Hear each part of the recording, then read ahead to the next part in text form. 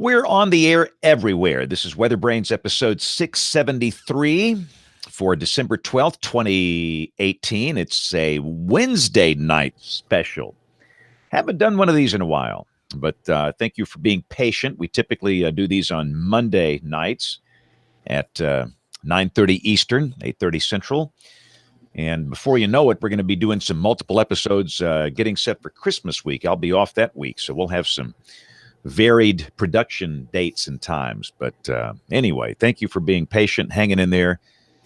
And Bill RTR, Hail State, WDE, Booner Sooner. It's going to be an exciting playoff, James. Two of these teams Alabama has a losing record against, and I don't know what our record is against Clemson, but it's not, they hadn't played them many times, so it'll be a fun playoff, I think. All right, okay. Let's send out a link to our guests here real quick, okay? What night does Alabama play Oklahoma? I think it's the 29th. I think it's a Saturday. It is Saturday the 29th. So it'll be a phenomenal football game. That's going to be a little weird. We're going to be it's like in the air. So I guess I'm trying to think. You can watch, like this is a Southwest flight. Yeah, you can watch almost any channel on there. Because you get on their Wi-Fi on the plane, and they got watch live television. Yeah, free. And I mean, there's tons of channels on that, and it works well too. Yeah, so you'll be set. My wife will kill me if she can't watch that game. I can wait, but she's like you, man. She's got to watch it. So, well, the thing that made me so mad at our friends at the unnamed satellite television distribution network, was that it messed up two of my games because and it messed up the Alabama Auburn game and the Alabama LSU game because I would record the game, but come in 40 minutes into it, I was joining it, but then I could skip through the commercials up to halftime, and both times it munged the broadcast, so I didn't end up with the whole game, and so I missed large chunks of it. And so you've never seen me so mad as when I was calling them to tell them to come get their system and take it away in a dump truck. But we worked out our differences, and now we're all. Look at Troy's cleaning his camera and microphone. That's a good broadcast. He's polishing. He was buffing up the camera, and now he's buffing up the microphone. It's about time this place got cleaned up a little bit. Well, all of our guests are here. We can start at 8:20, James. Yeah, exactly. And everybody can watch me sit there and clean up the office. There you go. Let's do it. Yep. And I told you to take that picture down, Jeremy, before the show tonight. You didn't bribe me enough. I'm not going to be able to pay attention. I'd be mesmerized by that photograph. Can you all hear me? Yes, Tina, we hear you. Good. Fine. Sound awesome. Mic check. How am I? Good. All right. And I see Robert's avatar, but I don't see Robert. Hey, Robert, say something. Can you hear us? There he is. There he is. But can he say anything? Uh-oh. Push that same button you pushed the other day. How about that? Much better. All right. Now we know the button. There we go. All right. Okay, give me just a second here. So we know that Google Hangouts works to Hawaii, James. Wow. Nice. So our morning news anchor's actually out there. She sent some photographs today. It looks great. What about this earthquake last night, James? That was amazing. A little pre-dawn shaker. I think what's interesting is how many people felt it in Birmingham, Atlanta. Yeah. It traversed the soil very well. Wow. That Troy cleaning stuff? No, I think that's Robert. Robert's cleaning. Everybody's in a cleaning mode tonight. There's a limit to what I'll do. So everybody must be nesting tonight. Yep. So yeah, we're like 8 minutes, and really the truth is, we can start early in that this We'll get It's not recorded going to from be it. taken live on television. They played a replay Monday night, so that's cool. So we'll wait another couple of minutes for any regulars that would typically be here. We're like really early to start this.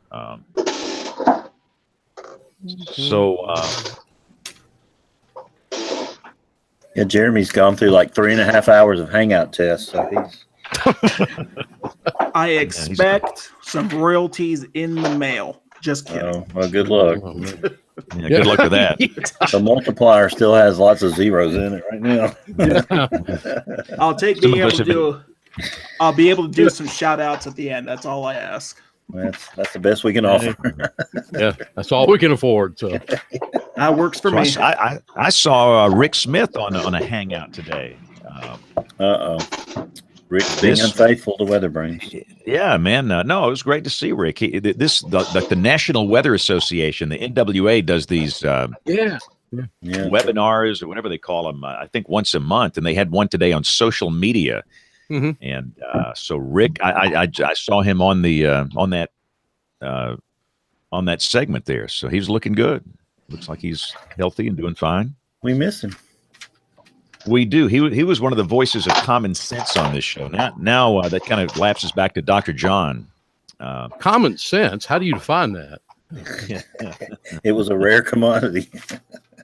Yeah, very, very rare for this show. So again, looking at the schedule for those that are watching, and many are. In fact, goodness, look at all these people watching. Wow. So next week, we're going to do a show on Monday night, and we're going to do a show on Thursday night. And the Thursday night show, the 20th, is going to be the year ender with Greg Carbon. Bill, is that correct? Oh, cool. Yes, and Rich Thompson. Oh, Rich Thompson of SPC. That's going to be a good That's show. like a twin bill. You know, that's the way the baseball games used to be. You know, instead of these day-night doubleheaders, you used to have, a doubleheader where you got into both games for free. Yeah. Those were the days. So the show next Thursday, the 20th, that's going to be our kind of year ender. That'll be scheduled for that'll be released to the world on Christmas Eve. And then I don't know what we're doing for New Year's Eve, Bill. We'll figure that out, I guess, when we get there. Maybe I can tell you. I don't know. Let's see. We'll worry. Look, it's all I know what I'm doing the next 2 days here. So. Yeah. So the week of Christmas, we're going to Colorado to try and snow ski, which I don't do very well. I have never. I've gone to Snowshoe, West Virginia, to do it once, and I have never done this in Colorado before. So, Robert, we got to junket. Take all your fans with you, James. They'd probably pay for your trip. They get the trip free if you brought like 800 fans with you or something. You could charter like planes and stuff. Yeah, it's gonna be. I have January 2nd, James, but I haven't pinned down the guest. Oh yet. yeah, I see it. Yeah, I see it now on the calendar here. Okay, yeah, so that's cool. So we'll do the first week in January on Wednesdays. So. We'll get back on the regular schedule on the 7th of January, but we have been faithful to produce a new show every week for going on 13 years. I think January that'll be our 13th anniversary. That's amazing. So. That 7th show's your amateur radio show too. Oh yeah, bring it on. 73, good buddy. Come on. No, good buddy, CB radio. 73, 88, QSL. James, QST, I get all these QRC, catalogs in the CQ. mail, every day. This is how this is the mail from today. These are all What's the matter catalogs. with you? I don't know. My head would explode. I found a really cool thing, James. A light you put in the toilet, and it lights your way to the toilet. And that's our show title right there, and we're not even on the air yet. Is that not cool? That's pretty cool. That's not cool. It's disturbing. I mean, I have who something puts a for blue light in their toilet. I know that's really scary.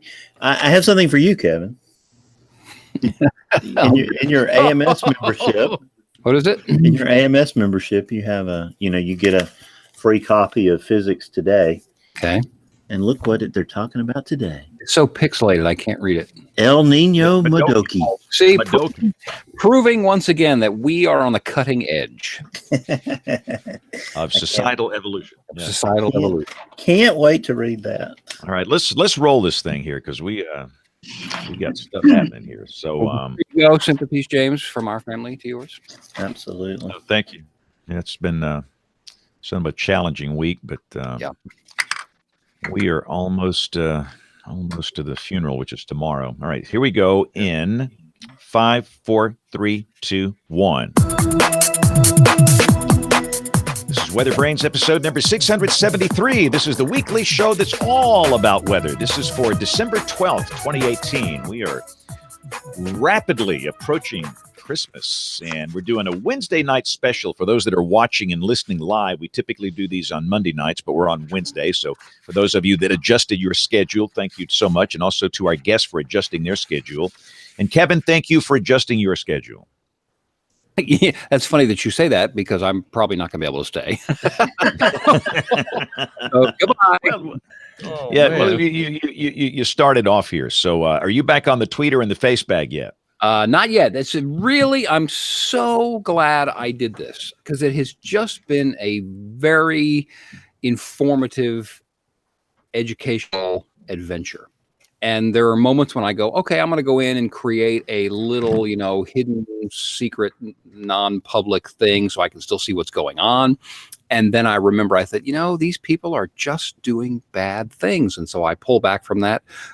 So it's been really an interesting education. As was my adventure today. If I can shift, I was invited and thrilled to go back up to Norman.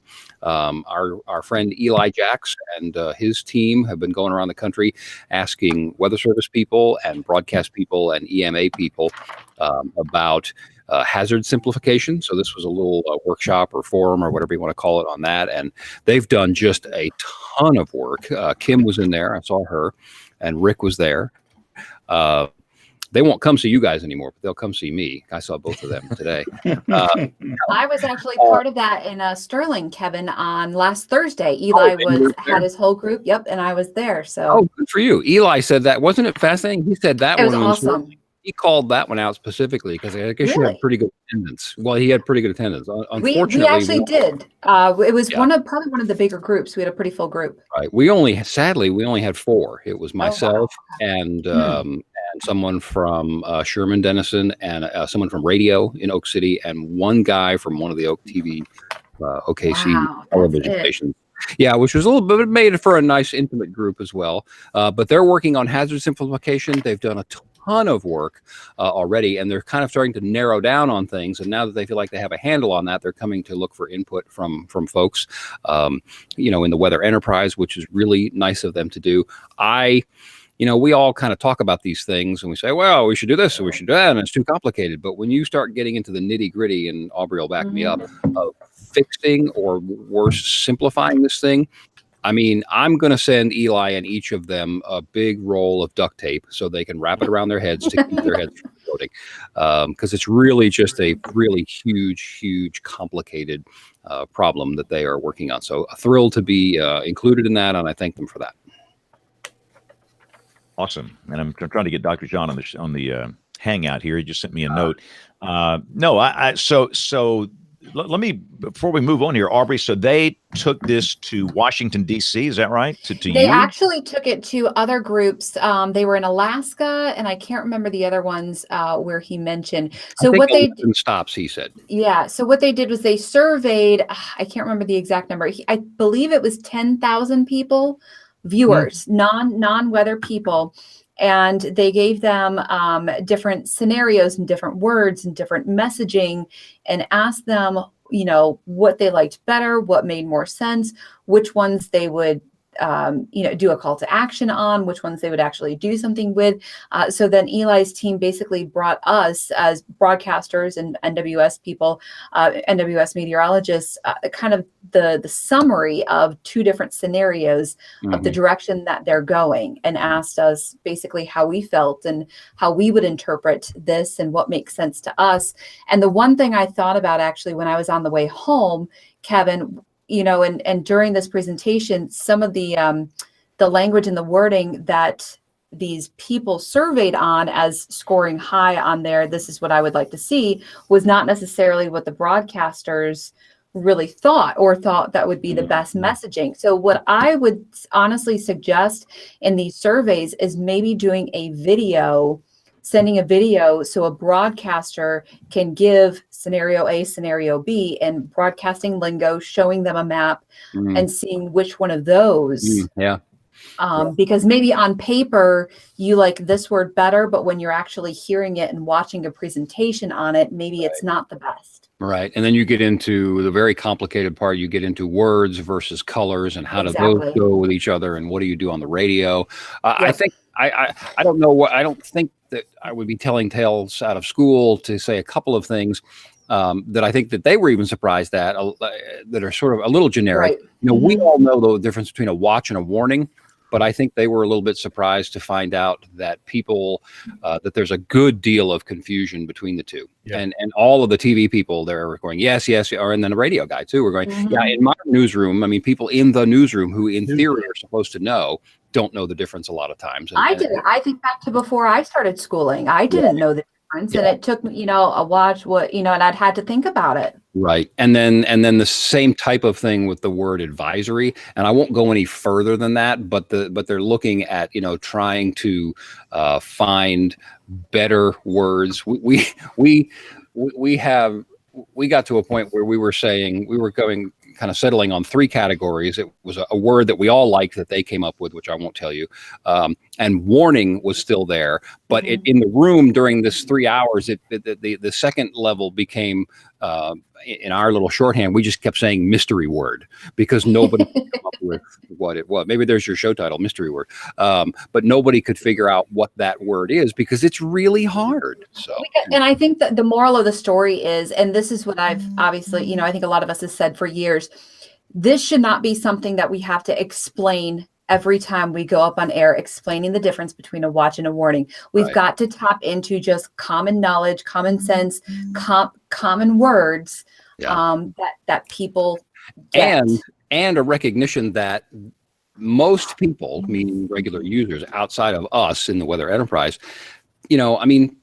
technically they only deal with the word watch or warning a handful of times a year. It's not something that they're focused on all the time. And so, yes, ideally you'd get them to know these and remember them and instinctively know, but that's a really, really hard thing to do. Hence the duct tape that I'm going to send Eli and everybody. And James, I know we know a word that they can work on in hazard simplification, a freezing fog advisory. I think freezing fog drove everyone crazy here this week. And they he had kind of a funny, you remember they have a graphic that is sort of set up like the periodic table of elements. You remember this thing? Yeah. Yes. Oh yeah. I've got a copy of that. Right. And there's 1,000 different colors and 1,000 different things. And they recognize that. And so that's why they call it hazard simplification, paring those down. But it is an enormous challenge and it won't be solved tomorrow, but good for them for taking it on. Well, the one thing I found that was funny, we're talking about hazard simplification, and NWS Sterling is now adding the snow squall warning to our repertoire. So I just thought it was a little irony. I guess it was some of the winter stuff had been condensed, and they have solutions for the flooding that will be condensed, and all of that's coming. Yeah. They could just bring back the old travelers advisory, James. Remember that? Yeah, I do. But I've said this before. I've been doing this 40 years. I don't even understand the difference in some of these products the issue. Like when they start doing these aerial flood advisories and flood warning and flash flood warning, and it's mind-boggling. And then you start to think, okay, well, let's say they settle on something tomorrow or next week or whatever it is. Then you've got an enormous challenge in rolling it out. Yep. How do you do that? What do you do? And then, as we've talked about on this program, and one of James's, constant drumbeats is consistency, same message, consistent message. But then you're going to have, it's just going to be the nature of the beast that, especially in television, there's the competitive issue. And I want my colors to be this versus, that look and so on and so forth. And they're all going to want to, not all of them, but many of them are going to want to carve out their own little niche. And that's another tough thing to do. So, duct tape. Let's make the show title Duct Tape. How about that? Yeah, duct tape. All right. So Troy, you feel there, but you've been doing this a long time. You know these issues, and like Kevin says, this is not an easy fix. No, it's not an easy fix, and I will tell you. And James and I had a discussion over the phone about this in the last week. It isn't being. I have a lot of friends in the National Weather Service, but it's not being helped sometimes by local offices that go off on their own, and I think in violation of directives sometimes. Just my feeling. I'll have more to say about that later. But we've got to sit here and look at consistency. There's a consistency problem in the National Weather Service right now on some of this stuff. And whether or not you get the watch warning and advisory stuff straightened out, we're going to have to understand that the Weather Service operates on a set of directives. And it doesn't mean that everyone goes out and does their own thing. And you're seeing more and more of that nowadays, more to come later. Yeah, well, this is a whole topic for another show. We'll dive into that later. Dr. John, how are you, sir? How cold is it? Wow. Whoa. Roll on that tape. John, Yes. The Alvin and the Chipmunks You sound like was a turned chipmunk, on. Dr. John. He just reached puberty. It's great. there's your show title. That is the show title. Just What's that reach. Big Bang Theory everybody. episode. Now, John, your audio, you sound like what's a good word to describe? It sounds like when you would the old tape machines when you go fast forward. Exactly It was like so. In fact, I got a song here for Dr. John here. Hang on here. So let's see. Here we go. Turning it off and on again, off and on again, off and on again. If you tried turning it off and on again, that normally does the trick. I'm looking forward to hearing that song often when I'm in Ireland in March, because I figure that's in the top 40 over there. Yeah, that probably is. Bill, bring in our guest here. We'll get John squared away. Bring him in here if they've not already hung up on us. Don't say anything bad about the Weather Service. We got 2 Weather Service people on here. And I Troy? love the Weather Service. Yeah, let me get these guys in here so we can talk about this. First, I'll introduce our guest panelist. He doesn't need a lot of introduction because he was just with us a couple of weeks ago. He was responsible for suggesting this show, getting the guests, all the things that the guest booking officer loves and admires about our fans. He appeared on the panel 2 weeks ago, and he really needs no introduction. But he has a degree in meteorology from the Ohio State University. I have to say that. And he did his graduate work at the University of Nebraska. He and his wife have a really cool photography business. Jeremy Bauer, welcome back to the show. Thanks, Bill, and quite an honor to be back here on WeatherBrains tonight, and looking forward to this show. Well, we are too, and we thank you for it. And if you could turn off your camera, because I'm mesmerized by this supercell over your right shoulder here, and I just can't concentrate when it's on. So if you wouldn't mind, just Jeremy, don't do it. See, this is part of the plan. I don't have to speak a word tonight, and all you people get to look at this. So how much did you pay for this Picasso or Monet or whatever that is that you have on your wall right there? This is actually done by my good friends over at Autorama Picks. This is actually where we do most of our printing for all of our prints and canvases and so forth. This is a 24 by 36 of the storm that we saw out near Lexington, Nebraska on July 7th of 2014. Probably one of our more popular photos. And this is, well, I won't give you the price, but if you want to go check out my stuff, you can actually go to regencyparkwayart.com and you can actually look at some of that stuff. Cheap plug, I know, but you know what? We got to get that stuff in. Their metal prints are fantastic. Is that a metal one? The aluminum? This is actually a canvas, but we have done metal, and yeah, they are phenomenal. And the pricing is reasonable for what you get. Great quality. Adorama Picks, he's right. And there's a place in Dallas that does fantastic metal prints as well called Full Color.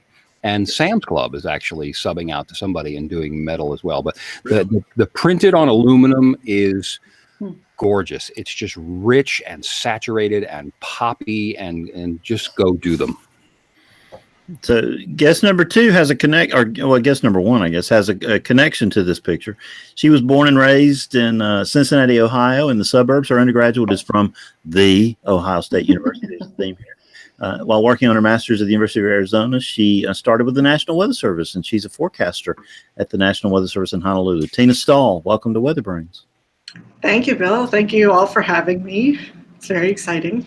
It is really exciting to have you there. So, Tina, what's the weather outside right now? Do we even dare ask Do that we even question? ask? I'm going to guess it's somewhere in the low 80s, around 80. And Breezy. cloudy and raining, right? Totally. Okay, good. All right. Well, I feel better. But anyway, we're glad to have you on the show tonight. Thank you for joining us. Thanks. And guest number 2 graduated from St. Louis University, BS in Meteorology in 1993, Master's from the University of Hawaii at Manoa. And he's been with the National Weather Service since 1993, working at Syracuse, Buffalo, Jackson, Kentucky, and Honolulu. He's been in Hawaii since 2000. Robert Ballard, welcome to the show. Thanks. Happy to be here. Yeah, most people this time of year, they don't want to hear much about our weather. So I'm a little nervous about talking about that tonight. And the show tonight has nothing to do with the runner-up Heisman Award that happened for some certain Alabama quarterback who came out of Hawaii. Was that news at all over in the islands? Oh yeah, it was big news. I think there were a lot of disappointed folks here locally, but understood. Well, maybe next year for sure. We'll see how that goes. So it's great to have you on the show tonight, Robert. Glad to get you connected and got all the buttons pushed and all the sound and everything on. So it's thanks for helping to get us connected tonight. That was the fun part. That certainly was not a problem. So Tina, we've already alluded to your friendship with Jeremy, including some storm chases and even an eclipse chase. Talk about how that evolved. Well, originally I wasn't in meteorology, like Aubrey was saying. I think a couple of weeks ago, I was a latecomer to the field. So I actually started in astronomy in undergrad, and didn't really work out the way I'd planned. But I knew I really liked science and had some friends in the meteorology program, so I thought I'd give it a shot and ended up falling in love with it. And that's where I met Jeremy and his wife and many other wonderful friends. So talk about that storm right there. Give us a little background on that one. That's a beautiful storm. Yeah. I think if I recall correctly, Jeremy probably remembers better than I do, but I think it was rather a bust kind of a day, and it was getting towards sunset. We're driving around and see this amazing storm off in the distance, and just happened to be in the right place to get this beautiful scene.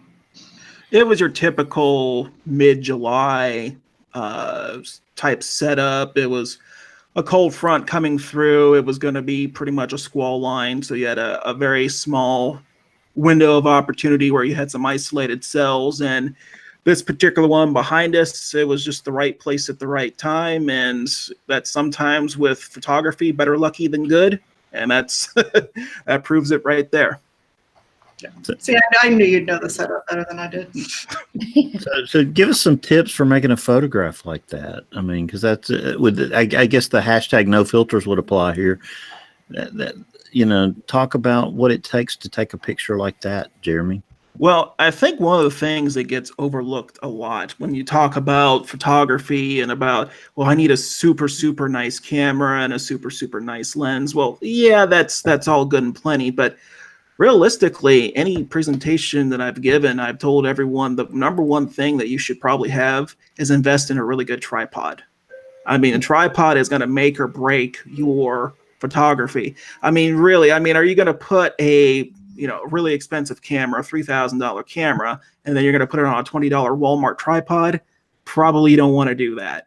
So make sure, and this is advice for anyone out there who has maybe some interest in photography, budget for a good tripod, some type of either aluminum or something of that nature where, when you're in rough conditions, storm environments, you're going to need something that's going to be sturdy. One other thing that's really overlooked is a shutter release, because a lot of times when you're in low light conditions and storm environments, your shutter speeds are going to be 1/15 of a second, 1/30 of a second, or even less. So make sure that you invest in some type of either wired or wireless shutter release. That way, when you go to close your shutter, you're not physically touching your camera, because even the slightest little shake on the camera will cause your picture to be blurry. actually, the wonderful company that actually makes a wireless shutter release that I recommend is a company called Vello, Vello. You can usually find them on sale through like B&H or Autorama for usually about $30. It's well worth the investment. The one that we have, you can actually be up to 300 feet away from the camera, still close the shutter away. And then probably the number one thing when you're dealing with weather and the elements, make sure you bring plenty of cleaning cloths to keep all your lenses and your screens and everything perfectly clear. And that's the best advice I could give you. It's an expensive hobby. Just ask my wife. Well, now you mentioned a shutter release, so I'll ask a dumb question. I've always wanted to capture lightning, and I don't really have a really good camera. The best camera I have is this iPhone right here. Can you simulate a shutter release like that, a bulb type setting on your iPhone or your device? Is that even possible? There's probably some apps out there now. If you all want a really, really fun laugh tonight, when you mentioned iPhone, I'm a few generations behind everyone. This is my flip phone that I use as my phone. So I really not that much up with the iPhone technology and everything. But I know a lot of individuals that use apps that you can do kind of simulating a bulb mode, if you will. If you're using, a DSLR or some type of camera where you're going to have, that type of setting and you want to use a shutter release, the other thing you want to do is you want to make sure you're in manual focus. You want to it's either going to be on the lens itself or it's going to be in the camera. You want to move it over to manual focus. The problem is with cameras, the digital era, they're effectively computers. Well, computers are stupid. You have to tell the computer what you want it to do. It's not going to do it for you. Well, with the digital camera, you're going to have to go in there and say, well, what do you want me to focus on? So sometimes using manual focus, you can actually pick your focus point, and sometimes you're going to have to focus that thing to infinity to make sure you have nice front to back focus there. So that's my advice for as far as getting any type of lightning shots. As far as lightning photography itself, I will say one thing. Some people say this is the safest way to do it. Well, let's be frank here. Lightning's dangerous. Pretty much every storm's going to have them or have lightning. So the only thing you can really do is, you can take all the safety precautions that you want, but in the end, just remember you are dealing with an inherently dangerous environment, and a lot of things can happen. Dr. John Scott, I didn't think about that. While I'm out here trying to take lightning photographs, I'm actually waiting to be a very ironic statement on my obituary. Yeah, you don't want to be a statistic, though. That's not good. Dr. John, I'm so glad we can hear you now. Yay, it sounds so you much didn't better. like my Mickey Mouse voice? You got to go back and hear the tape. This was an awesome moment in hitting this. I had no idea that was going on. No, and that's terrible when you're talking and you're like, why is everybody laughing at me? Well, why am I the subject here? Yeah, it's like it was kind of a cross between Marvin the Martian and the Alvin and the Chipmunks, probably. I know. Well, we've all seen the video of Jim Cantori getting excited, and I think it was in Harrisburg where that happened, where there was thunder snow taking place, and he's outside getting excited about it. And I'm thinking to myself, I hope I don't see a statistics happen here right in front of me. Yeah. That's exactly right. So I'll find a way to do it. Yeah, maybe that 300-foot shutter release will come in handy. There you go. Yeah, that's the Vello shutter release. Again, they're great, and again, you can probably find it for roughly about $30-$40 usually. And again, you can pretty much find it in any big electronic store. Usually we've gotten them from like B&H or Autorama, those types of places. Again, they work wonders. They do great, and it'll keep you about as safe as possible. So if you had to recommend a camera, Jeremy, sorry to stay on the photography thing here, but if you had to recommend a good, reasonably priced starter camera for someone who would love to have a DSLR, I guess, what would you recommend? Oh, sure. And I will go ahead and apologize to the viewers and listeners for this is Camera Brains, brought to you by JRB Storm Photography. So yeah, I'm sorry Kevin hasn't been here because he's into photography and he's like waving at us now. But you know what? And actually, Tina could actually maybe chime in on this. About 8 years ago, I recommended to her. She was in the market as far as looking for a digital SLR, and I recommended the Canon Rebel series. because anyone really starting off in photography, I always recommended that series because they're usually pretty easy to learn on. They're pretty simple to, maneuver and so forth. You know what? As far as anyone going into photography, if you've never had a DSLR or a mirrorless camera, best thing that you can honestly do is go into the store, pick up the camera, look it over, look through the manual, or look through the camera, make sure whichever one that you're going to feel most comfortable with in your hands, that's the one you probably want to go with. The other thing that I'm going to recommend is don't necessarily be afraid of buying refurbished, as long as it's refurbished by the actual company itself. So refurbished by Canon, refurbished by Nikon, and etc. The refurbished cameras, what makes them nice is that they're actually refurbished to the standards that the company wants. And the other beauty part of it is you're also going to save yourself a lot of money if you look into the refurbished route versus buying brand new. So those are some tips right there. Again, the Canon series, again, Tina can jump in. I think you had, a Canon XS to start off with, and then I think you're up to, a Canon T6S now, I believe is what you're up to. T6S, yeah. That's exactly what Kevin threw in the chat right there, is a TS6 or T6. Yeah. Yeah, I went straight from the XS to the TS. So. All right, well, I've got my Christmas item right there, Kevin. Thank you for that recommendation. So, and of course he's gone when I say that to him. But anyway, Robert, Tina, talk to us for a minute about working at a weather office in Paradise. I mean, this is, for a lot of folks, that would be a dream job. Yeah, it was pretty amazing for me. I've been kind of lucky in my weather service career, though, to start as a student intern in Tucson and then go to my first full-time job in San Diego and then to here. So okay, something's wrong. Something is wrong. What happened? See, for some people that would be horrible. You don't deal with any weather. I mean, there's plenty to deal with, especially here. Oh yeah, Robert, we've got nothing to talk about tonight, do we? Just trade winds and all happy, right? It's not too bad here this week. We have sort of a quiet week going on, but this office is pretty busy. We've got 4 forecasters that work all the time, 24/7. We have a public desk which focuses on here locally Hawaii weather, and then we have a marine desk which also does the coastal waters near within 40 nautical miles of Hawaii. They also look at a larger area, so they do some of what typically is done by the Ocean Prediction Center, the offshore waters forecast as well.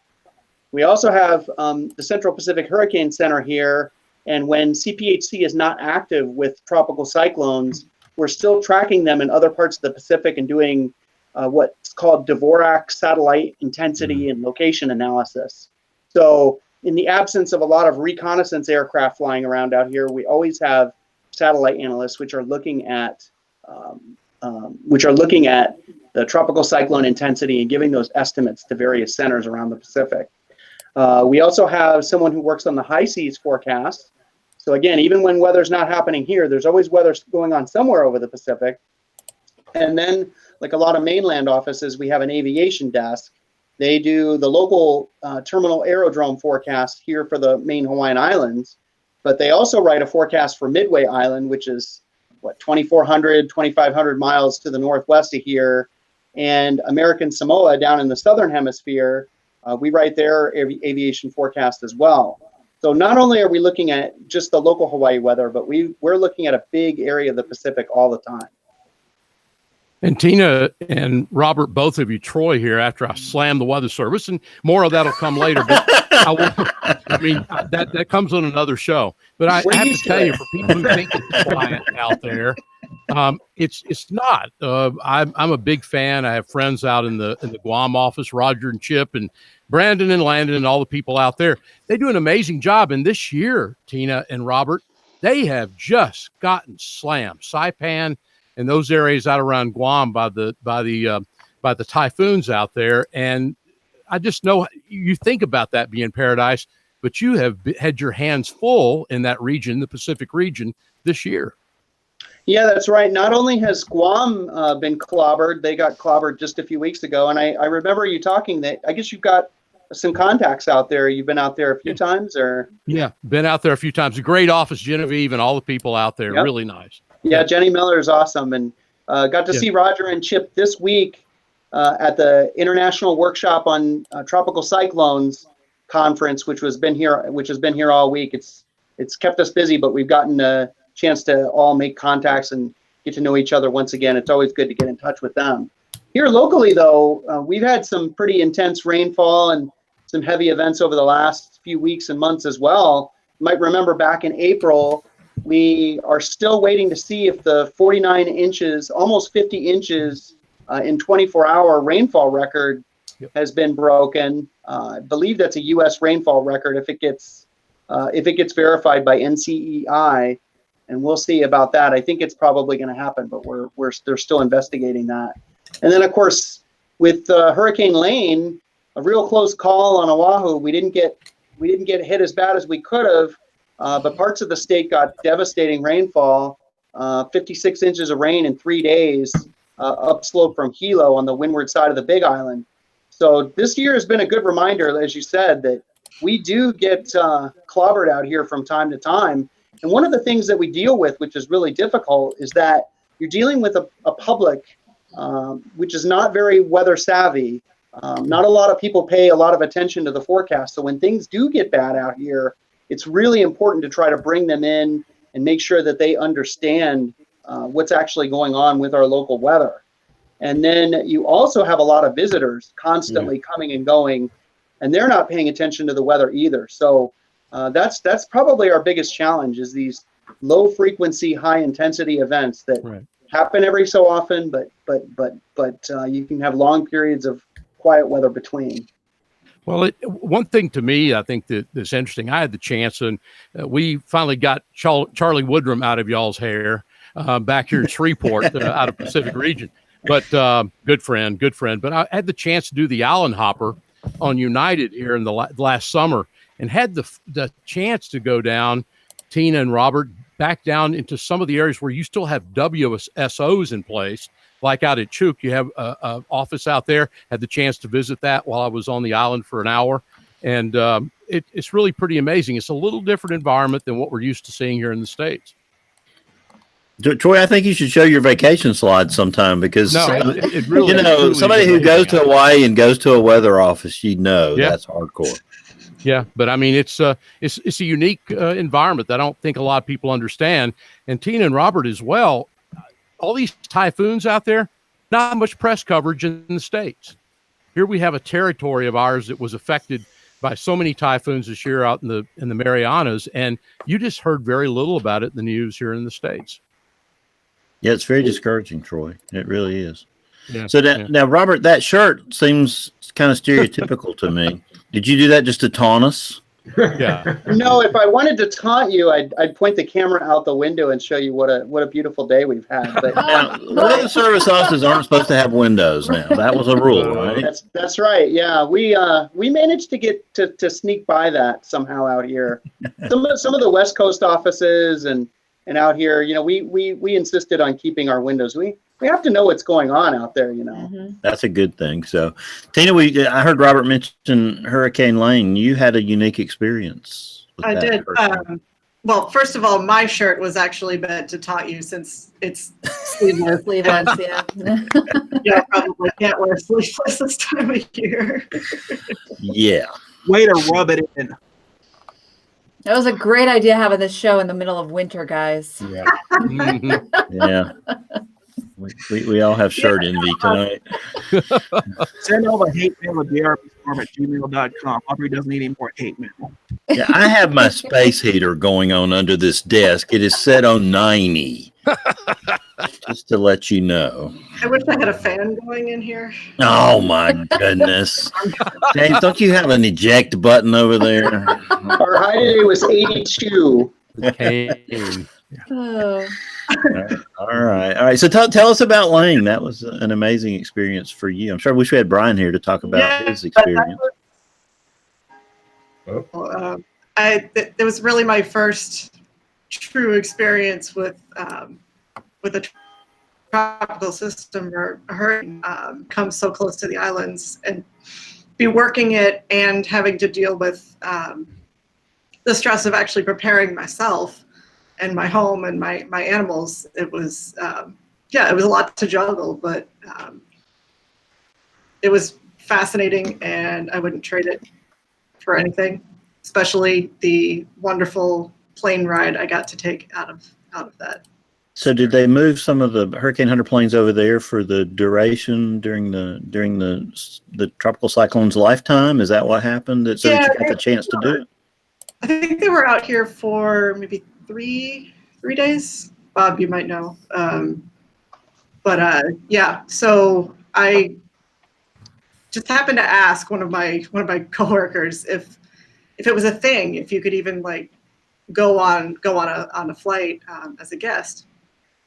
And he's like, yeah, I'll contact my people there, and they were able to set something up, and I was absolutely shocked. And now show us some pictures. I know you got some pictures, Tina. You got to share. Yeah, show us some amazing photographs, and I'll share my screen here if that's all right. Be very descriptive since many people listen. Yeah, Jeremy already warned her. He was like, she has to describe everything like it's a closed captioning thing. Like a baseball game. There you go. Mel Allen. That's right. Don't worry, I well prepared them. They may not talk to me after this is over, but I well prepared them. He did have lots of warnings and caveats, most of them generated from James. Well, this is what our flight path looked like. So we left out of Honolulu up there. Looks like a hostage message or something there. We tried to spell something out, but they wouldn't let us. Oh my! It's called an alpha pattern, named after the Greek letter alpha. So it makes it look like a pinwheel when you put a few of those passes together. So why did they do it that way, Tina? I know that probably is interesting to a lot of people who follow that. Yeah, I think it's mainly so they can get a few different slices of the storm. So they go from, our first one I think went from northeast to southwest, and then we went from west to east, and just to kind of get a good sampling of the internal structure and environment of the storm. So did you get to sit back with the weather officer, or what was your position in the plane as the guest? I started back there on the way out. So it took us about an hour and a half to get out to the storm itself. But then from there, I switched seats and went up and sat in one of the seats right behind the pilot. So I was actually in the cockpit for most of the flight. And that's probably what saved me from not getting sick. Oh, you saw the horizon. That's why.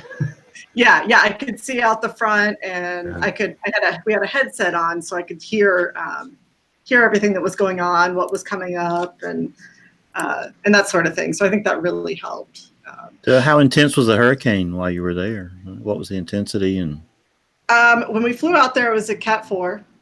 Wow. But I think on the, can't remember if it was our first or second pass through the eye, one of the Dropsondes measured a wind speed that pushed it into the Cat 5 range. Wow. So our flight was the one that resulted in getting it upgraded to a Category 5. We don't see that out here very often. No. Yeah. I bet that was sobering, wasn't it, Robert? Yeah, a little bit. Tina? What was the ride like? It was actually pretty smooth for most of it until you got right up close to the eyewall, and then in the eyewall, it was like the craziest roller coaster ride you've ever been on. Really? Just like increases in altitude and decreases. I think our first pass through, we went from like -1 to about right around 3.5 Gs. Oh my! Wow! And lost about 2,000 feet in elevation. Oh yeah, Troy'd be sick. Did you take any Dramamine or anything? I did. I took Dramamine, and I actually had a friend who had given me something else in case I needed something more than that. Did you take the whole bottle of Dramamine? Then she would have been asleep for the ride. Well, they have non-drowsy form. Oh. I've accidentally taken the wrong kind before on a flight. I didn't know there was any other kinds. Yeah, they make a great non-drowsy one. Yeah, the adrenaline would have kept me up anyway. Wow. Tina, do you remember if there was any lightning in the eyewall at that point? I think we were undergoing. I think we had a lot of lightning in the eyewall at that point. I personally did not see any, but that doesn't mean it wasn't happening because it was pretty violent. And yeah, we were flying at around 8,000 feet, so we were cutting right through the heart of it. Wow. And 2,000-foot drop is a little close for cover 8,000 feet. Yeah, it was interesting to hear the pilots. So on the screen right now, I have what the plane actually looks like. It's a four propeller P-3 Orion aircraft. Has 3 radars aboard, including 1 tail, and then 1 on the nose, 1 on the belly. Now, would that have been one of the planes based in Lakeland, or would it have been from somewhere else? It's one of 2. This one is nicknamed Kermit. The other one is Miss Piggy. Yeah. So yeah, that was Troy, have you done that before? No, I have not. How about you, Dr. John? Not on a hurricane hunter, but I've got a lot of airtime in 5 different research aircraft where we flew directly into thunderstorms. So I'm nodding my head listening to Tina talk. I've got a lot of experience like that. That would be incredible. Oh, it's like riding it is like a roller coaster, and the change in vertical velocity is extreme. Yeah, it was. Nothing could have prepared me for that. that truly is amazing. So Tina's that on board the aircraft there? Yeah, this is right on board. Just we had a safety briefing first things with all the crew. There was about 11 or 12 crew and about 4 or 5 other scientists and guests. There were three total guests that were not actually part of the mission, but. So we learned about ditch stations and where to go if we needed to get out, how to use our harnesses, because it was a 4-point harness in the chairs that we would sit in. Wow. And we had to be strapped into those while we were going through the eyewall. We could take it off other times. Absolutely. So we weren't nailed down. You could still walk around while we were transiting and stuff like that. So did you get the obligatory? Oh no, there's the weather officer. Oh right? wow. Yeah, these are some of the workstations. So it's pretty much an open walkway. On either side, you've got various workstations that the researchers are using, and also the crew as well. Towards the front is more crew, so they can be close to the cockpit and communicate with that. How often would someone on the crew go up? Like, do they cycle through each I'm just trying to think of physically how a person can handle going up several times. How often do they cycle, or is it kind of like you do 1 trip per storm, or I would probably go up 3-4 times in 1 hurricane? Right. Yeah. They brought, I believe it was 2 crews out, and they would alternate flights. Wow. So up front in the cockpit, this is a picture up in the cockpit of me, one of the guests, one of the other guests there. And then you can kind of see the setup. So behind me is the pilot. In between the 2 of us, next to him is the co-pilot. And then the chair in the foreground that sits kind of behind them, but right in between them, is kind of like a flight coordinator. So when you're going through the eyewall, it's like this wonderful ballet of communication and dance that goes on. So I think one of them was controlling the steering, while another one controlled the speed, and then the coordinator was kind of watching the dials and everything and making sure they were on course. So we could hear all of that, and it was so interesting. And the pilot on the right is saying, "Who are these yahoos behind us?" Right? Yeah. And I love your earrings, by the way. Oh my goodness! There we go. Wow. Only Aubrey would notice. That's why you guys have a girl on the show. Tina, Yeah. do they issue those purple shirts for all the guests? Is that, or is that just a coincidence? No, we just happen to have a similar culture. That is so cool. So do you have? Oh, no, you're going to show us more stuff. We've got Dropsondes here. Right. This is the guy that drops the sondes. There were actually a couple different kinds of instruments that they released. Most frequently, it was the skinny tubes, the Dropsondes, and those go out of the tube and the floor on the right hand side, and that one is pressurized, so it can shoot it out of the plane. And yeah, James has one of those. He shoots potatoes out of it. Same thing. Yeah. Great fun at Halloween. I feel like that guy just needs a name tag that says I'm the Dropsonde guy. Oh, yeah. He made it seem like it was nothing, like it was just the most boring. Oh my gosh, I would be like, this is so awesome. That they dropped something else through, that they had to depressurize. The plane had to be depressurized for them to operate that. So actually, I think the plane was depressurized, I believe, for most of our flight while we were in storm, so that they could release those things. But we weren't that high up. We were only 8,000 or something. Right, you're at 8,000 feet. So you already knew that, right, Dr. John? I just learned something I've never known in the entire time I've been watching hurricanes. Yeah, Bill. One of the flights I was on, we actually encountered, not intentionally, we ran into a hail shaft. I was on a twin engine. That's never jet. good. And, it took the nose cone off the plane. We didn't realize it, so we were doing some transects at 35,000 feet in the anvil, and we lost our cabin pressure. So we actually, it looked something like that, actually. Yeah. And we had to make a rather quick descent down below 10,000 feet. Oh, wow. Well, I guess the oxygen mask fell and all that. Did you feel for your life, John, during that whole thing? Yeah.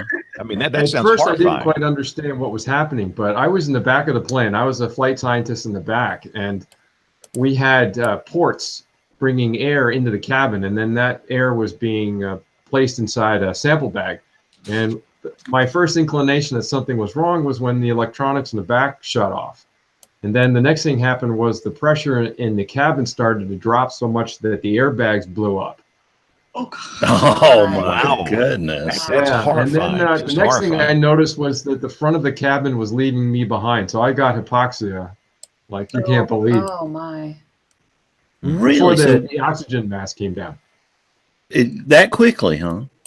Oh, Bill, it was something I'll never forget. It was like one of those cartoon characters where you see a tunnel and it's all black except for that little hole.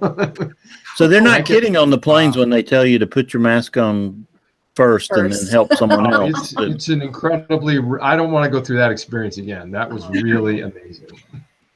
Wow. Just a show of learning. So the obligatory stadium effect picture is there somewhere, I'm sure, Tina? It is.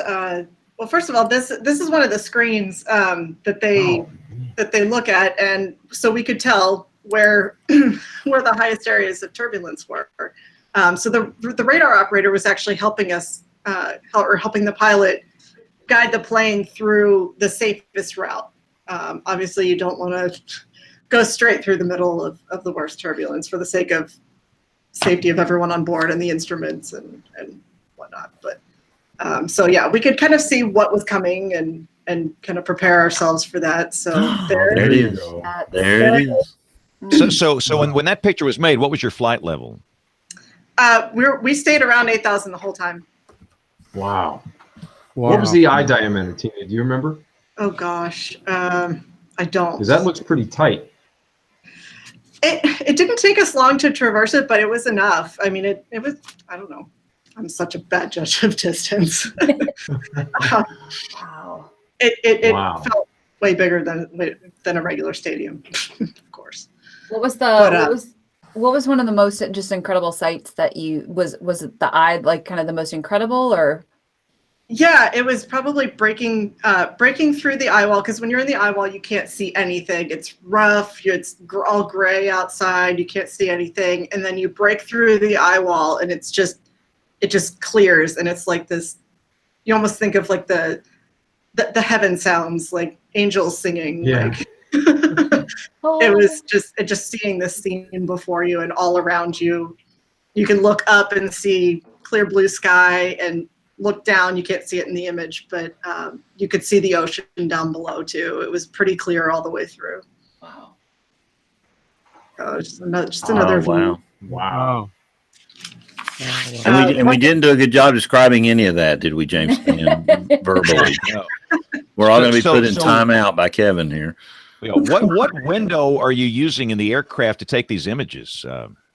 I was out of the side cockpit window, so I was still up in the cockpit for this.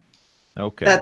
That's why you can see kind of the window frame. It wasn't the best view out, but We'll take it.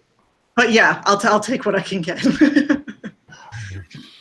So yeah, 'Cause one interesting that's thing- like a once in a lifetime deal. Yeah. I mean, come on, Mhm. that's just like stunning. Oh God, yeah, it was a bucket list item I never knew I needed. So what do you call that, James? A bucket list item you didn't even know you had? That's that needs a name. So Yeah, so Robert, talk about the effects the storm had on the islands. Oh, sorry. it's just- Could I add one more thing real quick? Oh yeah, absolutely. It was a Oh. really interesting fact that I found out just today. That this flight of this particular P3 was the first time that a NOAA P3 had ever flown into the eye of a Central Pacific hurricane. Wow. Really? So that was Making pretty- this an even more rare event. exactly. Well, congratulations, Tina. Thanks. And it's like Jeremy. You ask and you shall receive. Wow. Wow. And I will give you your screen back. No, we love it. Thank you. Those are the best vacation slides we've had in a while. Mhm. So Robert, talk about what the impacts were on the island. Well, one impact was my jealousy from her trip under a Category 5 hurricane. I'm not going to let her upstage you tonight, Robert. I promise. But beyond that, no, it was really interesting because not only working at the Central Pacific Hurricane Center, I mean, we're used to working hurricanes and tropical storms, but it's really different when it's threatening you. When you have something that's a Category 4 or Category 5 that's coming your way, things are different. And I'm starting to realize I've been in this career a long time, and I've never had a situation where I was really, all of us here at the office, we were starting to really get worried about our families, like Tina alluded to, our fur babies, our families, our friends, trying to explain to people. We had a lot of folks that don't know or understand what a hurricane can do, nervously texting us and scared, trying to find out what was going on. So the human aspect was something that, frankly, caught some of us, I think, a little bit off guard. Like, hey, this is the real deal here, or at least possibly. The impacts weren't as bad as they could have been. We knew that Lane was going to turn. We knew that it was going to get sheared, but we didn't know exactly where. So whether that happened a little closer to the islands and it got a little farther north and made the turn over us, or whether it got sheared a little farther south was hugely critical in terms of what we were going to see. We did get a pretty good increase in winds as Lane was getting close. And interestingly enough, there was a brush fire on Maui that night. Before we had gotten into the rain shield with Lane, the winds had started to pick up, and there was a brush fire that got out of control. So here you had the forecasters at the WFO side, the NWS side, who were trying to help out with spot forecasts for this massive brush fire while a hurricane is coming, which was absolutely insane. The impacts were not as bad as they could have been, and I think other than the Big Island getting clobbered with just really intense rainfall, that was a good reminder to everyone here that hurricanes are not just a wind problem; they're a surge problem, they're excessive rainfall and flooding problem, and so we always try to remind folks of that. I know that's no different than anywhere else. Same thing in the Gulf Coast, and Atlantic coast that we're always trying to get that out there. But for the most populated areas on the island here on Oahu, we really dodged a bullet, and we were really lucky. The wind started to come up, and there were a few real minor damage reports or power outages the night before we would have seen the closest approach. But then the wind settled down actually as lane got sheared off, and everybody took a real deep breath, and we realized we'd escaped one. But one of these days it's going to happen that Hawaii is going to get another real close call with something of hurricane strength. Now, we had Isel made landfall in 2014 on the Big Island. It was in a relatively unpopulated area, but that area got impacted pretty hard with almost hurricane conditions. It was a high-end tropical storm when it came in, but it affected such a remote area that I think a lot of people are still not really aware of the power of what a hurricane can do. Sometimes when we have footage like with Michael this year, we try to get that out there to people to see that, to say, this is the kind of thing that you need to be ready for, and you need to think about these kind of things in your preseason prep. Is it an issue that, since the weather is so tranquil and calm and generally not very destructive, do building standards tend to exacerbate damage, Robert? Or, when you just get a decent sized storm or strong thunderstorm winds or a hurricane, does that make it worse? It sure does. We have a lot of single wall construction here, where we, I don't know if you want to call it a benefit. We haven't had the benefit of lessons learned from past storms, except maybe on Kauai, where the construction is probably better now.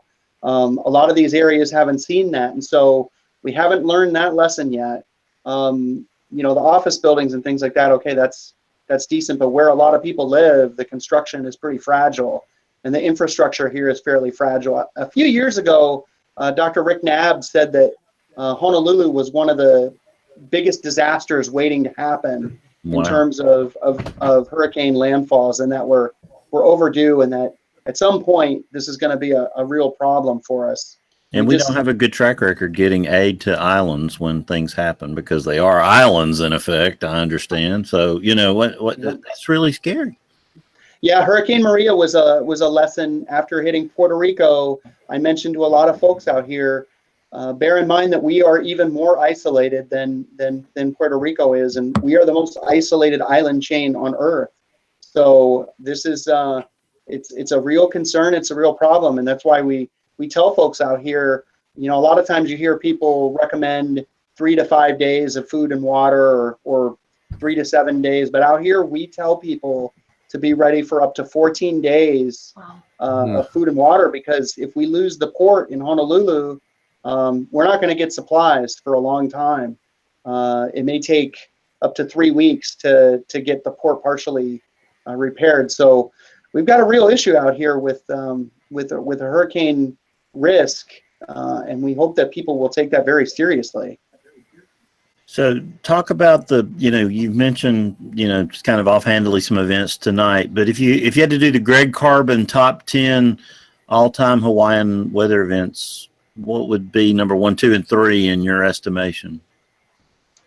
Well, I think the number one weather event since I've been here, I got here in one of the outstanding events that we had was what a lot of locals still refer to as the 40 days of rain.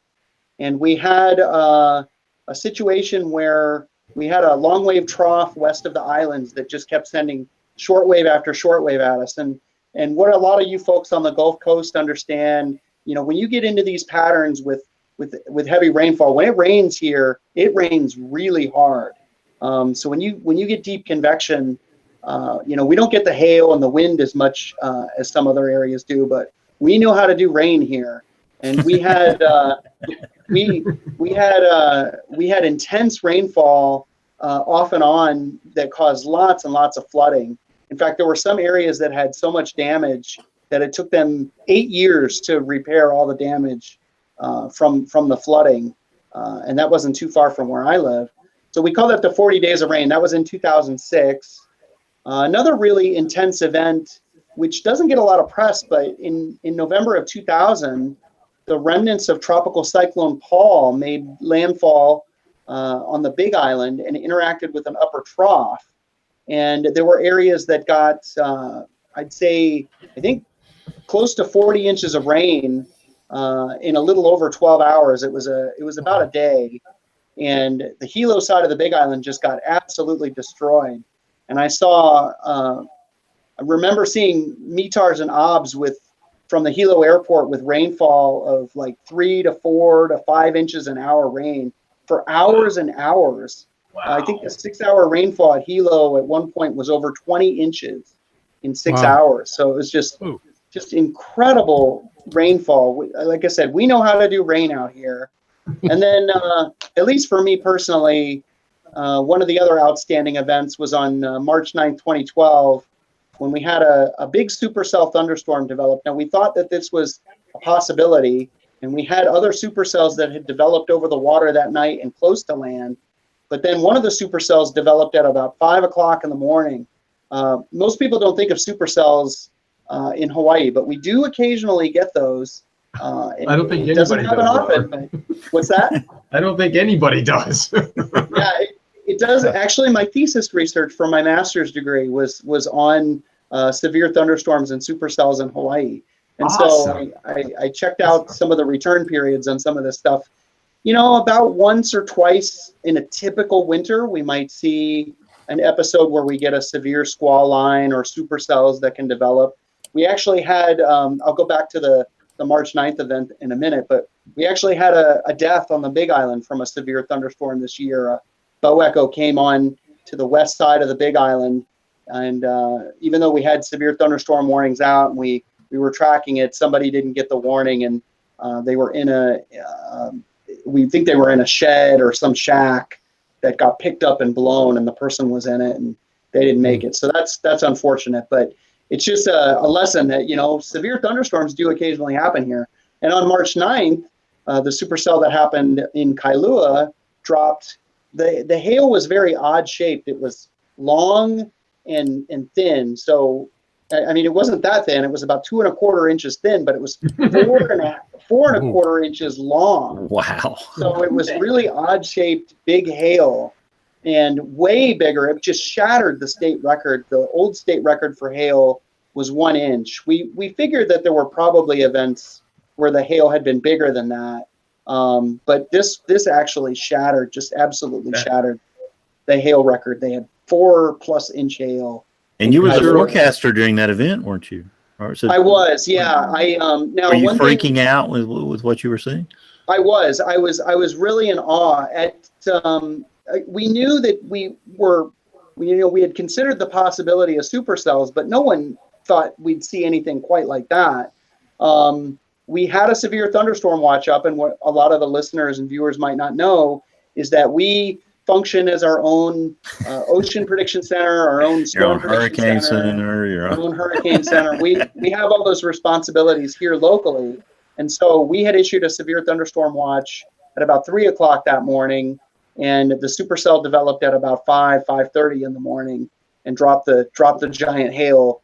It was amazing. I saw stuff on radar that I never thought I would see. You know, you mentioned I worked in Eastern Kentucky and Buffalo and Syracuse. The largest hail event I've ever worked in my career has been right here in Honolulu, which is just insane. I never thought I'd say that. So it was a crazy event. The supercell was only moving at about 5 knots and lasted for about 2 hours. Oh, so man. It just crawled southeast from Kaneohe down to Kailua before it finally moved offshore. And it gave us a little parting gift as it left. A little flanking line tornado moved on shore and did a little bit of damage there in EF0. So really an incredible day. Just amazing. So we don't have SPC to give us the guidance. So instead we have what we call BPC, the Bob Prediction Center. Wow. I was going to ask. You don't have anybody to argue with either, Tina, so that's good. How many tornado warnings have you guys issued? Not too many. There's a small handful of us in the office that have the distinction of issuing tornado warnings. Now, the negative part of that when we do get supercells, I mean, occasionally we'll get TVSs in rotation, and a lot of those are over the water, but occasionally we'll get one on shore. But the bad part of this is that most of our tornadoes are unwarned because they develop from things that are ridiculous, like afternoon thunder showers that develop on the sea breeze, and you get a non-descending mesocyclone. There's no mesocyclone with it at all. So you get these little spin-up funnels, and of course now everybody has a camera, right? So so you get sea breeze convergence. It's not a severe threat day at all. There's not a lot of shear. There's just some instability. And like I said, even afternoon showers or thunder showers, on the sea breeze can produce some of those. But every so often we get something that's a little more serious. And I think there's probably 5 or 6 of us in the office that have issued tornado warnings. It doesn't happen very often. I think the last one is still 2008 or 2009. Really? Pretty sure. We went through a stretch where we issued a few more. I issued one in 2006 with that 40 days of rain. We had a tornado that made landfall it was a water spout, of course, but it came on shore on Lanai. I know Derek Rowe, one of our lead forecasters, he's issued a tornado warning for a cell that came on shore on the Big Island. It happens every so often. We get training on it. I try to keep people focused and remember that hydrology and flash flooding is our biggest meteorological threat. The high surf is also a big threat out here, but severe is that not very common visitor that can come here and do a lot of damage when it does happen. Hey, forget that stuff. The question is, how many winter storm warnings? It's happened, hasn't it? There you go. It has, and in fact, I've only issued one blizzard warning in my career, and that was here. From hail and blizzards. Wow, that's right. Wow. And sometimes those things, because it's usually associated with a really cold upper low or something like that. Usually, we're working both. So, what a lot of folks may not know is that we have mountains out here that go up almost to 14,000 feet. The summits of Mauna Loa and Mauna Kea. Yeah. You're up at about 600 millibars up there in the mid levels of the atmosphere. So you're really high up there in sub-freezing temperatures. And when we get a good weather system out here, like a cold upper low, we can get feet of snow at the summits. A lot of the old timers out here say it doesn't happen as much as it used to, but we still get those big storms that can dump a lot of snow. Now, some people might ask, okay, why are we issuing blizzard warnings? Does anybody live up there? But there are tours that go up there every day. There are astronomers that work up there. Hikers go up there. And in fact, we had someone die in a blizzard on Mauna Kea who, even though we had the blizzard watch and the blizzard warning up, they said, I'm from New England. They were pretty confident in their abilities to go up there, and they ended up not making it, and they were lost. In fact, they found the body several years later, the remnants. Wow. So it's a serious thing. So we try to let people know, the outdoors enthusiasts, the hikers, the tour people. We try to give them lead time to let them know that the winter conditions are going to happen up there. But yeah, it's an amazing thing. Not something that you would think about. We have to talk about precip type and top-down methodology for winter storms and accumulation and things like that. It's just something you don't usually think about. And again, it doesn't happen often, but it is something we try to make sure we catch when it's going to happen. So, James Spann, do you get the feeling that we're going into overtime tonight?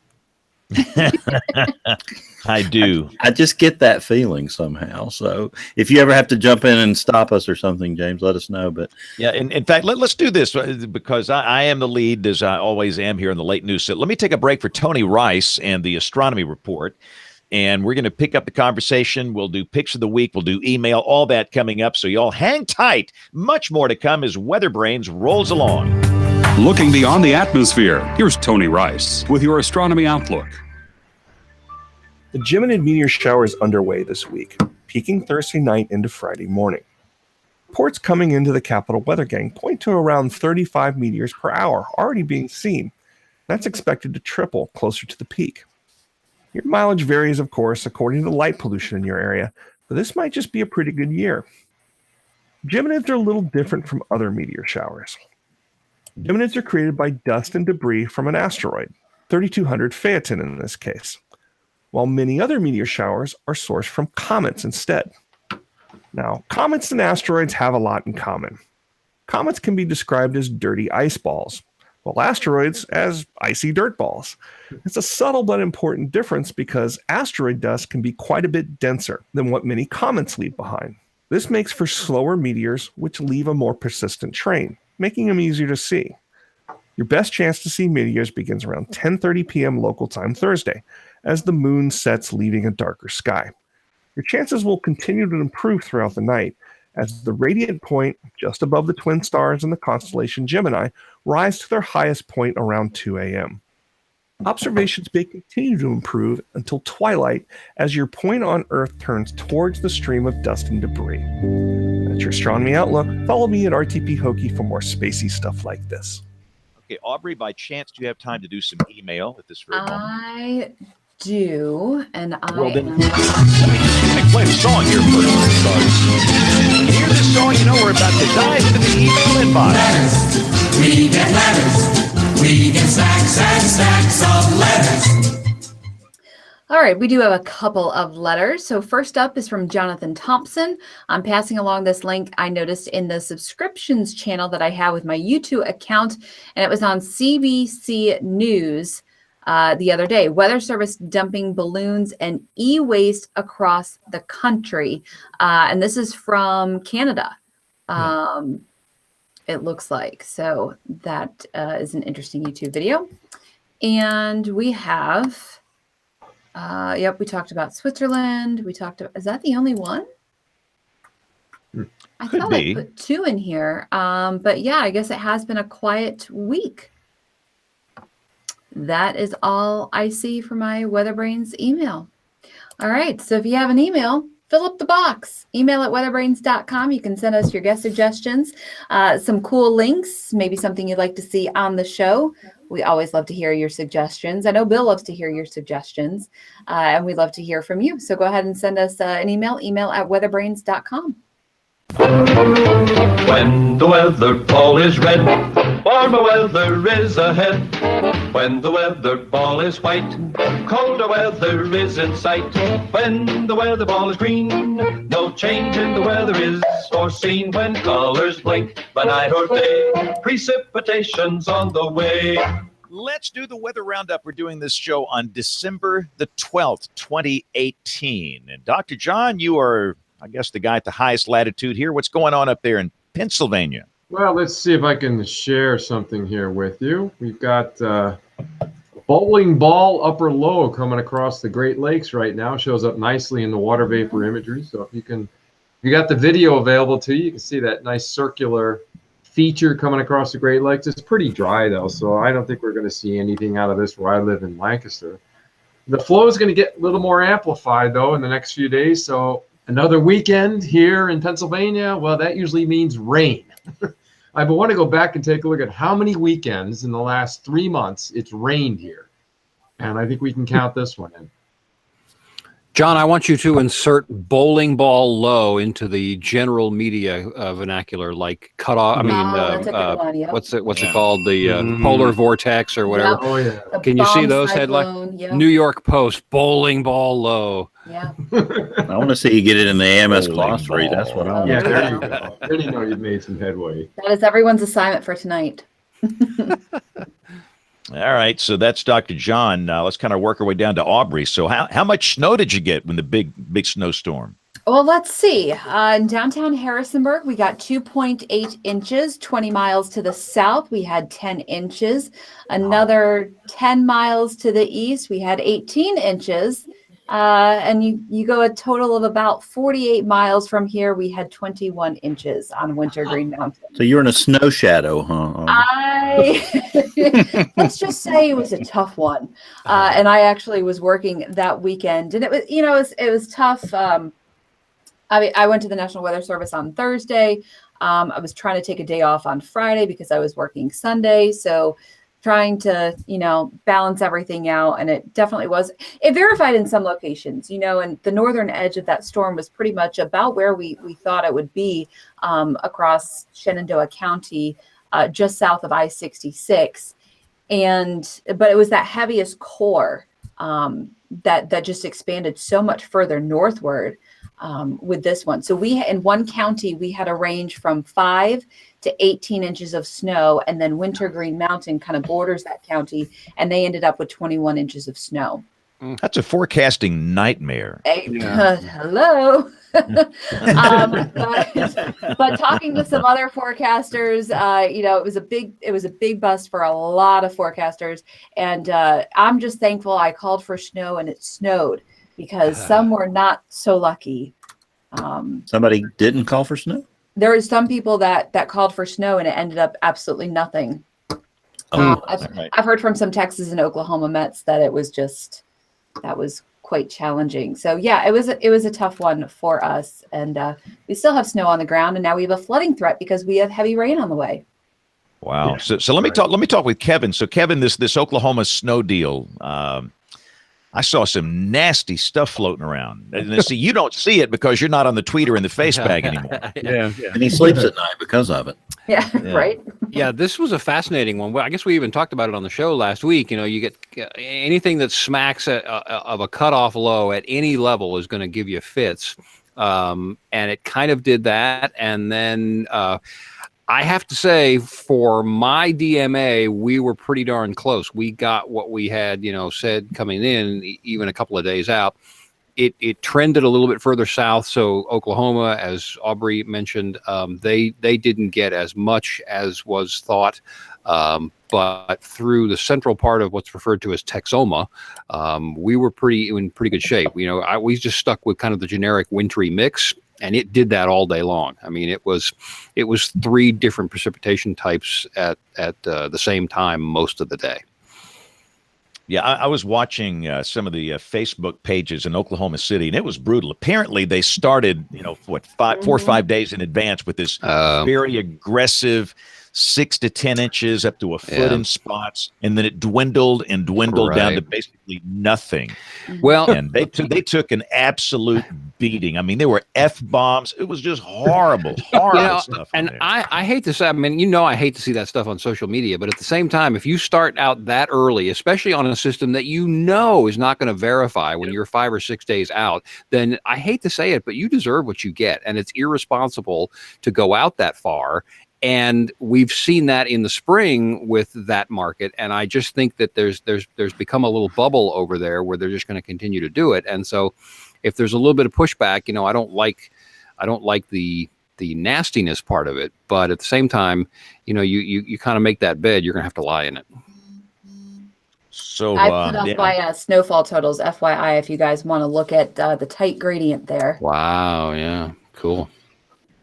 And for those that are listening, it was a tight gradient. Yeah, as I discussed earlier. Yeah, I put up the numbers around Richmond. Richmond's not known for snow, but some areas around Richmond got 14 inches of snow. All right. Wow. And coming, we got another great one tomorrow. We've got a bowling ball vort that's diving out of the Rocky Mountains. That's a show title right there.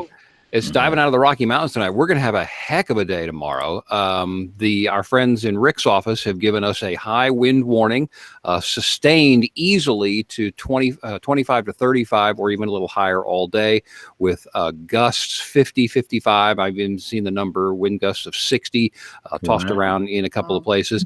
At the same time, we're going to stretch that column enough under our bowling ball to have a rain day, but there's going to mix in some snow with surface temperatures above 32 degrees. So that's going to be a fun day. Yeah, it's been interesting. And down here in the deep south, on the backside of the big storm that brought the snow for Aubrey's territory up there, we had one of these wake low gravity wave things, and it was nasty. I mean, it took down trees, it took out power. And did you see the pressure changes, James, with that system? Did you really look at that? Because they were phenomenal at Birmingham. That pressure dropped like 3/10 of an inch in 2 hours. And let me rephrase that. I have to do a better job of trying to determine when this might happen in advance, because that caught just almost everybody off guard. These things just happen, and when they really can't be forecast until you see them happening almost. Right, that's the way it is now. But we've got to do better in the future generations, because that is a high impact event. Yeah. And people say, how come there was no warning? Well, there was no thunderstorm, so you can't issue a severe thunderstorm warning. Yeah. The only option you've got is a high wind warning. And they opted not to pull the plug on, or pull the trigger on that. But people just didn't know. And all of a sudden at 1, 2, 3 a.m., trees were falling everywhere, and power was going out, and there were no watches, no warnings, no, It was an advisory. A wind advisory. But what does that mean? So we've got to do better. And then another good example of how we've got to focus on impact, we had this freezing fog thing yesterday morning, where we didn't have snow, we didn't have an ice storm, there was no precipitation. The rain had cleared out, and all of a sudden it got in the 20s, and temperature at the dew point, the ground was wet, the wind was light, fog was everywhere, and this rime ice accumulated just like that on these bridges. And before you know it, the whole interstate system in the city was a skating rink. Wow. And you had wrecks everywhere, and people that were seriously injured. And the school buses were caught. The schools delayed once they figured it out. But again, we didn't do an adequate job of telling people the night before, this is going to be a high impact event. And like we've talked about before, it's all about impact. It's not necessarily about, the type of weather phenomenon. It's about the impact that these things cause. And that was a very, very high impact event down here. So let's go on to our friends. I'm sorry, just very quickly. Yeah, that's where I want to go. What we did, we need to have this continuous data feed from us. And we've done that. The mistake that we did was we did it on Facebook and Twitter. We need to develop that continuous feed in our own or on our own platforms. And that's my goal. And I won't get on that horse. And we did that, James, but we didn't hit the impact probably strong enough. We started talking on, the afternoon before that there was going to be ice problems the next morning. Right. And I think, at least in my mind, and I've been distracted this week. A lot of people know my mom passed away this past weekend. So this has been kind of one of these challenging weeks. But I think the message I was trying to communicate, if there's any standing water left, you could have some icy spots. I had no idea this freezing fog was going to be such a widespread, nasty event like it was. And again, we've just got to do better on that. But quickly, time's running out for me. Let's go back out to our friends in Hawaii. Tina, what's the weather like out there? I saw pictures today. What's sunny and 82? Yeah, let me read you the Honolulu forecast. Throw up. Oh, Tina, you're muted. You'll need to unmute. Oops, there you go. Sorry about that. Yeah, it's finally getting dark here, so hopefully. Not only that, they have more light than we do. It'll drop down to 78, maybe. Nice. Yeah, right. So I knew this was going to be a tough night. We need to do WeatherBrains on location. There you go. Come on out. Come on out. Well, I know we have one thing y'all don't have, Tina and Robert. What's that? Seasonal affective disorder. We got that going for us. I don't miss that. I did spend 3 winters in upstate New York, so I know I at least understand your pain. Yeah. Wow. Yeah, and again, I was want to go back to you guys in Hawaii, and I got to step out and change clothes here because they don't want me going on television looking like this. Oh, why not? Oh, yeah, about to say why not? So, how is the relationship between the National Weather Service and the broadcasters in Hawaii? Is that a good, tight relationship? Yeah, I think we have an excellent relationship with the local media here. In fact, a lot of us are friends with a lot of those folks. And we keep in close touch with them. It's a really good relationship. We get together a lot. We talk a lot. It's a tight relationship. I like it a lot. It makes things a lot easier insofar as communicating impacts to the public. And a lot of the local folks here, the hurricane specialists, the management team here, we're all used to talking to the media pretty frequently. So it's a really good relationship. And I guess James just passed the control of the ship to me, and I nearly drove it into the ocean while I was typing a response to him. So, yeah, that's good. That's really good. So, you just sit around and have a luau. What do y'all do for your IWTC or your I guess your warning coordination meetings? I can't remember the name that Kevin uses for those now. All of a sudden. Yeah, that conference, the IWTC, that was a bunch of World Meteorological Organization meteorologists from all over the world at different tropical cyclone centers all got together. But there was no media there. This was an actual weather conference for the different forecasters at the different countries. But we do have workshops here with the media, and then sometimes we just get together and we'll go to the bar, we'll hang out, talk about what's going on, talk about recent events that have happened here, maybe some lessons learned, things we could do better next time. We'll often ask them if there are things that we're doing that we could improve upon. Try to make our message more clear next time. It's really good. It's really open. There's not a lot of it's a good relationship. And so I guess it really must have been terrible for all those tropical cyclone folks to get their travel orders and put them together to come to Honolulu for that conference. Must have been tough, huh? Yeah, my understanding is that's the first time. I'd never been to that conference before this week, but that's the first time that they've held it here in Hawaii. They often hold it in exotic locations like Korea. I think it's been in Hong Kong. I think it's been in Indonesia before. So you're saying it's not coming to Buffalo anytime soon, Robert? Is that what you're saying? Maybe during the summer. So Tina, I didn't even know that I love the EDD thing we have, the Weather Service, enhanced data display thing. It's just a fabulous tool to use. I didn't know it went all the way to Hawaii. I just kind of scrolled out to the left, and there's actually weather there right now. Talk about some of the activity you have going on. What types of activity? You got a high surf advisory and a small craft advisory for basically the entire island. Oh, yeah. We've had some really strong trade winds lately. So we've had a small craft advisory up for several days now. Is that just standard fare? Just a running small craft advisory? Yeah. So, but when we get the winds, it kicks up rough surf on our east-facing shores. So that's where the high surf advisory is coming from as well. So that should tone down a little bit this weekend. So hopefully we can get a little break from that before it kicks back up again. So Robert, is high surf one of your deadliest hazards? It's really interesting. I was talking about this with our warning coordination meteorologist, John Bravender, today, and we do have a lot of impacts from folks going down to the ocean. Now, people, I think, come to Hawaii and they're expecting tranquil, Caribbean-like water, and we're in the middle of the ocean here, so we can get swells and swell impacts from pretty much any direction, just about. During the winter season, most of our high surf, when you see those big 50-foot barrels on the North Shore, that's coming from big systems over the Northwest Pacific that have huge areas of hurricane force winds that are aimed toward the island. So they send these swells.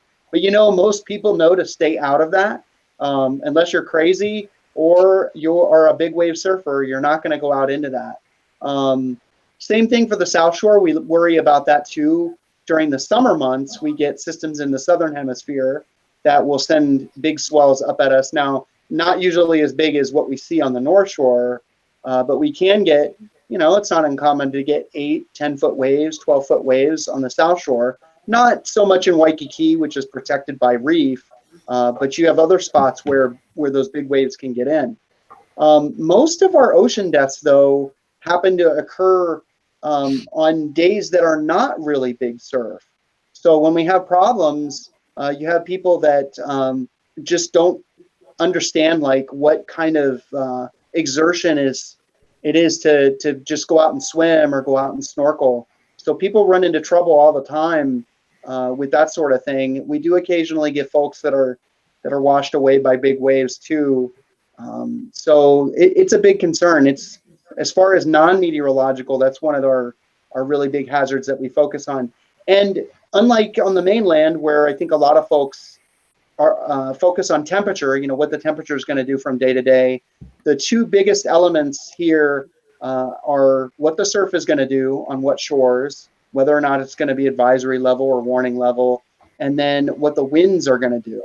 So on the mainland, maybe people aren't as interested in little changes in the wind speed or direction, but here, those mean big differences as to where people will maybe go surfing that day, or where they'll take their boat out. A lot of outdoor activities are dependent on the wind and the surf, and rainfall is probably the third. Whether or not we're going to get a lot of rain or not so much rain that day. Those are our big three issues. Now, Tina, we only rented y'all till 10 o'clock Central Time.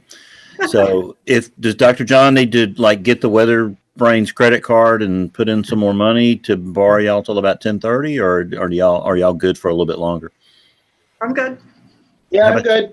No plans. It's still early here. Yeah. It's only 6 o'clock. Yeah, it's not exactly that here in the East. Dr. John, you good for a little bit longer, or are you a little longer, Bill? bedtime? I've been up since 5, so we're getting close to my bewitching hour. Okay, well, so Dr. John, I know you probably had lots of great questions that you didn't ask, and I know you mentioned one of them in the chat, talking about one of the famous hurricanes that affected. Oh yeah. I want to, before we get there, Bill, let me just share a picture because we were talking about freezing fog. I wanted to share a picture with everyone. This is a picture that I took when you have high relative humidity, but the air temperature is about 0 degrees Fahrenheit. You end up with hoarfrost. So I was out running one morning, and I noticed this along the river that's near my house. So I went back with my camera and took several pictures of just really amazing crystal growth in this environment, which had very high relative humidity, but it was incredibly cold. That is amazing. It's the good old hoarfrost. So back to the subject at hand. Bob, were you there on the island during Hurricane Iniki? Because all of us in the lower 48 talk about Hurricane Andrew in '92, but Iniki was the big number out there. I was not here for Iniki. Before I get started on that, I want to say hi to you because it's been a few years. I don't know if you remember me from up in Brockport. With Maureen and I. Yeah, of course. Of course. I remember you from back in the day, back in Brockport. So just thought I'd.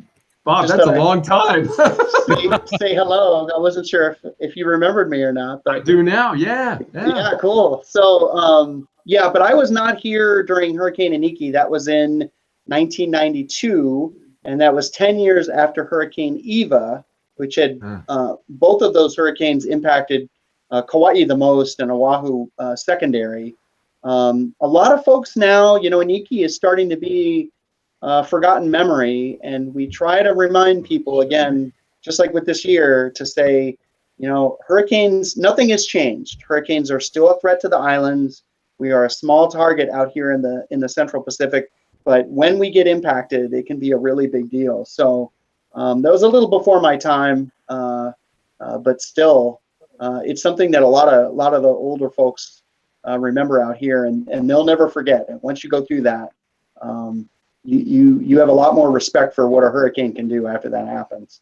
Yeah, I think anybody who's trying to make a decision about to stay rather than to evacuate with the approaching hurricane should talk to someone who has stayed, because their comment would be, "I'll never do it again."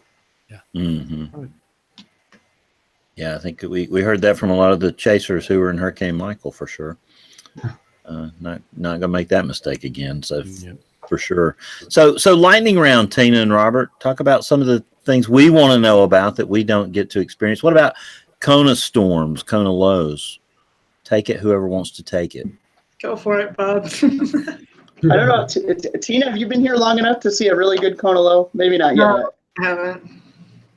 Tina's still relatively new in the office, but she'll get a chance to see a really good one of these. I keep saying that she'll get to see one, and she's holding me to that. So one of these days we're gonna. Kona lows are hybrid type systems. They're subtropical. They have some characteristics of warm core, systems and some characteristics of cold core systems. But it's a big middle to lower level, low pressure area that can bring the islands tremendous amounts of rainfall. Usually they're pretty slow moving, and we can also get really strong winds. Now the islands, these are not flat atolls out here. For those who haven't been to Hawaii, we have terrain and mountains, so the winds flow up and over those mountains, and when they blow downslope on the other side of the mountains, they tend to accelerate. So we can get really amazing gusts that can be twice or three times the background wind speed. We tend to have really high gust factors when we get Kona lows or really any weather system that brings us strong winds. So it's just something that hopefully if you're taking a vacation, you don't get stuck in one of those. The Kona low season and our wet season out here tends to be October through April in that time frame. So they don't move very much, and you can get a lot of rain and be under clouds and rain for several days. So not the most pleasant weather. Do you have bowling ball Kona lows? That's the question. You could call them that, sure. Bowling ball Kona low, I like it. Now, when you had the 40 days and I'll go ahead and say it, 40 nights of rainfall, did you have some old guy building an ark somewhere on the island? Yeah, well, we didn't know how long this was going to last when it started. Unfortunately, there was no NOAA to tell us, hey, you all need to get ready. And we were sure ready for it to end when it was over. It didn't rain continuously for 40 days and nights, but those episodes of rain when we got them were really intense. Lots of thunderstorms, lots of heavy rain. And this is an area that, you can go, it's easily possible to go a year here without hearing thunder. We don't get a lot of thunder and lightning, but when you get into one of those patterns, like with the Kona low, you might hear thunderstorms every day for a week or two. It's just, it's really crazy. Yeah, we love it. That's like, I think I usually compare thunderstorms here to like snow back in Tennessee or Alabama or Kentucky. It's like you get really excited when you're looking at the possibility of these things coming up. Yeah, it was interesting. My first year, I think within the first few months of me moving here, I had been talking to him about how rare thunderstorms are and whatnot. And I think within the first couple of months, I saw lightning and heard thunder about 2 or 3 times. You brought it with you. Apparently, I did. It's all that chasing you did on the planes that caught up with you. Talk about the trade winds for a minute. How important they are to your forecasts and challenges that they bring or don't bring. Well, I know it affects whether people can sleep at night if they don't have air conditioning. If you don't have those trade winds blowing, there's a saying that you live and die by the trades, and it's true.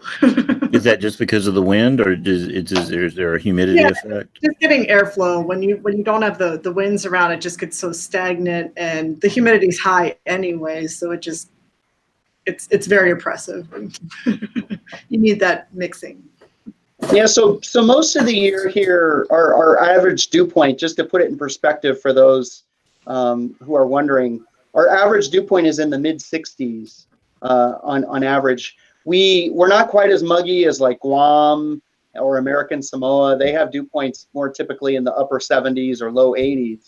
So we're pretty comfortable here. We're known for, I think that's why a lot of people like to come here on vacation. But when the trade winds slow down and we get into Kona weather with southerly winds, then our dew points can climb up into the 70s or close to 80 degrees, which we saw a lot of in 2015. And it just gets super oppressive. Now, imagine trying to sleep in your house with an 80-degree dew point, and you do not have air conditioning, and maybe your low for the night is like 82. I don't think there are too many people who want to go through that. Now, that's rare for us. We don't have that very often, but that's what Tina's talking about. We really like this time of year because we get fronts that come through, and it feels cool to us when our dew point goes down into the 50s or even sometimes the 40s, and it's just like we're freezing. Weather. We're wearing jackets and hoodies, and we talk about how wonderful it feels. So it's just really interesting. Our range of comfort here is really small, but we do get into some pretty uncomfortable. When you get into September and October and we start losing the trades more often, it can get really muggy until the lower dew points and fronts start getting here. I'm gonna try my employee rate at the Hilton Waikiki when that comes, and I have an 80-degree dew point and no air conditioning. I'm checking into a hotel. So not a bad idea, actually. I have to remember that. So you guys have talked about the fact that you're a national center and a forecast office. Are there differentiations between the people that do both? Are there hurricane specialists or tropical cyclone specialists, or is it interchangeable in some amount of job exchange there? Yeah, that's a good question. All of our lead forecasters work the hurricane center side, so they all get trained on. We essentially function as the same way that National Hurricane Center does. We do the same type of forecast packages, the same products. We work closely with our folks at the National Hurricane Center. We exchange training programs and things like that in the preseason. So we're trying to make sure that we operate on the same page with them.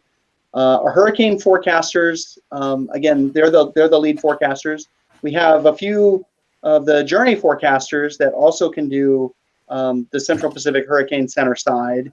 A couple of us on the management team also do the Hurricane Center side. And then as far as the forecasters in general, they will also work some of the National Center responsibilities. Like I said, we do some things that the Aviation Weather Center does. So we do aviation warnings across a wide part of the Pacific. Tina works that desk.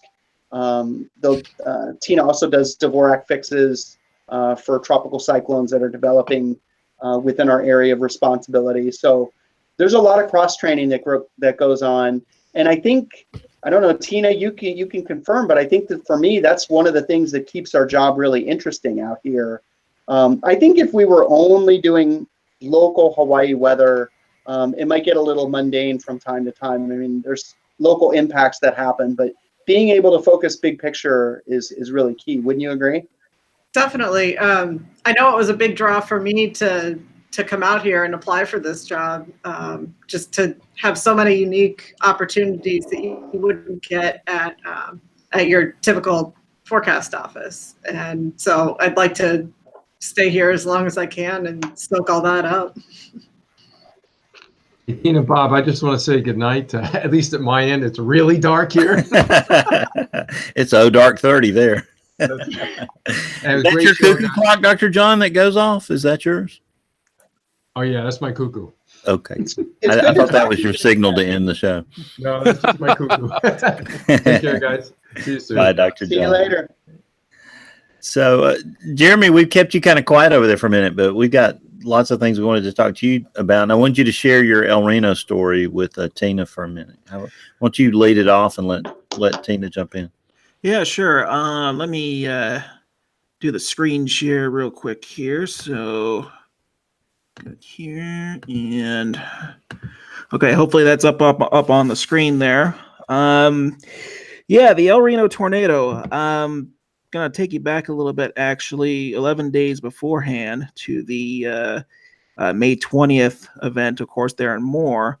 And myself and my wife Chantel and Tina all were chasing together, and we were going down through the Metro OKC area on May 31, and there on I-35 we were going through the area where that the Moore tornado had occurred, and that's the first time in my life I've ever seen EF5 damage, and quite frankly, I hope that is the absolute last time that I see EF5 damage.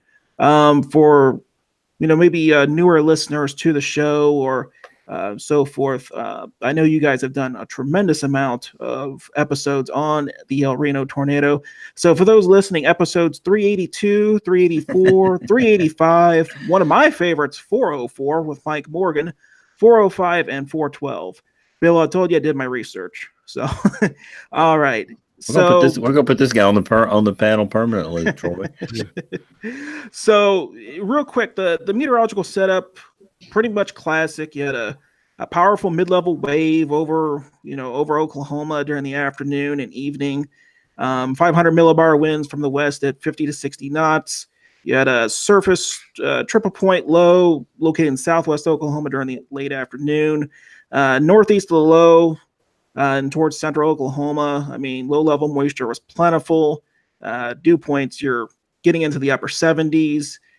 I mean, at that point, you can just start looking at it, and you just had that feeling it was just going to be a very bad day. The surface winds were backed a bit from the southeast into central Oklahoma during the late afternoon. I mean, you had going to the SPC mesoanalysis page, you could see Cape values were in the 5,000 to 5,500 joules per kilogram in the central Oklahoma area, and the effective bulk shear, which usually 25 to 40 knots for supercells, is what you're looking at, and you had values pretty much twice as much in that area. So we kind of knew that this was going to be it could be a very dramatic day, to say the least. Tina, is there anything else you want to add in on that I haven't already said for me, what you can remember? Yeah, just when we were driving south on the I-35, just getting caught in a traffic jam going through Moore and just north of Norman, just thinking if something were to go through there at rush hour or whatever, that it would just be devastating and people would be trapped, and it was scary. Yeah, and Hey, Jeremy? Yes. What year was this? Remind me once again. This was May 31, 2013, Bob. Okay. I was out there in 2011 for a big outbreak, but that was probably May 24th, was that? Yep. Yeah, okay. I was in Norman for that. Yeah, I kind of Facebook stalked your profile before, and I saw that you had pictures from that. So that's how it's like, oh yeah, it's May 24th. So back to regular scheduled programming. So and I'm glad Tina mentioned that.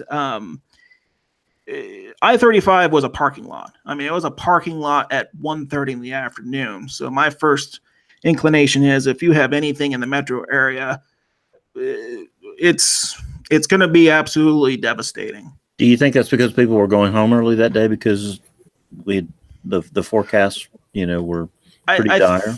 I think there's a combination of things. One thing right off the bat is May 31 was a Friday, so you may have some people, leaving work early. You may have people leaving town, coming into town. Also, remember, you're talking 11 days after the Moore tornado, so you probably have a lot of emergency responders there. You may have, more national media and so forth. So you probably have a lot of just more than normal traffic just congesting the roads at that point. So as far as evaluating, the whole situation, one of the things that I talk about as far as storm chasing is your road networks. You can talk about your surface data and your models and so forth and so forth. One of the things that really gets overlooked is how's your road networks look, as far as and your situational awareness. Are you going to be able to escape? Bottom line. Well, what you're looking up here on the screen is the picture that I took of basically this is the El Reno tornado. This is basically the entire mesocyclone as you're seeing there in that photograph. We went west on Route 9 out of Norman to 37, and this picture was actually taken just south of Union City, Oklahoma, just off of Highway 81. And this is the entire mesocyclone, as you can see there. Now, the one thing, it might be kind of difficult to see down towards the bottom of the screen, but you can see some of the grass, and a lot of it is kind of laying forward. We're probably 3, maybe 4 miles away, give or take, from this 2.6 mile wide tornado, and the inflow 3 to 4 miles away is probably 30 to 40 knots. I mean, it is just howling into this thing. You go back to my previous, one thing that I was growing up, I was a huge, weather nerd as far as collecting storm videos and watching, tornado videos all the time. And two things popped in my head right away. There was the June 8th, 1995, Allison, Texas tornado video that Jim Leonard took. And then there was also a tornado video from June 7th of 1993 taken by Bobby Prentice. Both those videos, you have something similar. You have a very large wedge tornado some distance away from the person who is taking video of it, and the winds are just absolutely howling. So I didn't need to really look at any reports or look at anything like that. I know that there is a substantial tornado on the ground. We are to the west. We're just south of El Reno. We're to the west of Metro Oklahoma City. I didn't want to go north, obviously, towards this thing anymore because I was afraid of being cut off or what the heck we might run into. I don't want to go back into the metro because I know immediately this thing is going to be heading into the metro, and we've already got situation earlier with the traffic basically being at a standstill. So I did the only thing that I thought possible, and I went right back to my previous training in emergency management when I was an intern from 2006 to 2009. That is, you have to have clear, calm, and concise thinking when it comes to an emergency situation. So I looked at Chantel and I looked at Tina and I said, we're bailing south. And that's exactly what we did. We got the heck out of Dodge and we went south, and we ended up staying the night there in Lawton. It wasn't until about the next day we were heading home. We were just north of Wichita. We heard about my only comment that I'll make about that is, next year will be my 19th year of chasing. In that experience, the one thing I will say is, as tragic as that is, and anyone who's listening out there, no storm is worth your life. Not one storm. I don't care if you're a photographer, a videographer, if you're doing research or what have you. No storm is worth your life. And that was the mantra that I had that day. I looked at them and said, you know what? We're done. And that's what we did. We left. Dana, anything to add to that? Just that I'm glad we did, because I had a couple of friends closer to the metro area, and I think their vehicle was hit by a flying tree limb or something, kind of grazed, but no one was hurt or anything, but just they were too close, and they probably knew it, but not much they could do at that point. But it seems like there's been a trend in the last few years, and I don't know if everyone else has noticed this, but I see more and more chasers taking more and more risks. Yeah, and it's stuff that when some of us older timers or whatever, when we learned to chase, we knew not to take those risks. Like I don't want to get that close. I mean, I want to get good photos, but I don't need to be, up close and personal with the tornado in my face. Like it's just not like Jeremy said, it's not worth it. It's not worth the risk. My only comment on that, Bob, and everyone, is that, I come from an older school too as well. I mean, I grew up, again, watching all the videos, and I came from the Al Mohler era, as far as Chuck Doswell, that level of thinking. I mean, remember, you go back to the 1980s and the heck early 1990s, and it was unheard of for any chasers to go east of I-35, because then you're getting into the jungles of eastern Oklahoma and Arkansas and all that.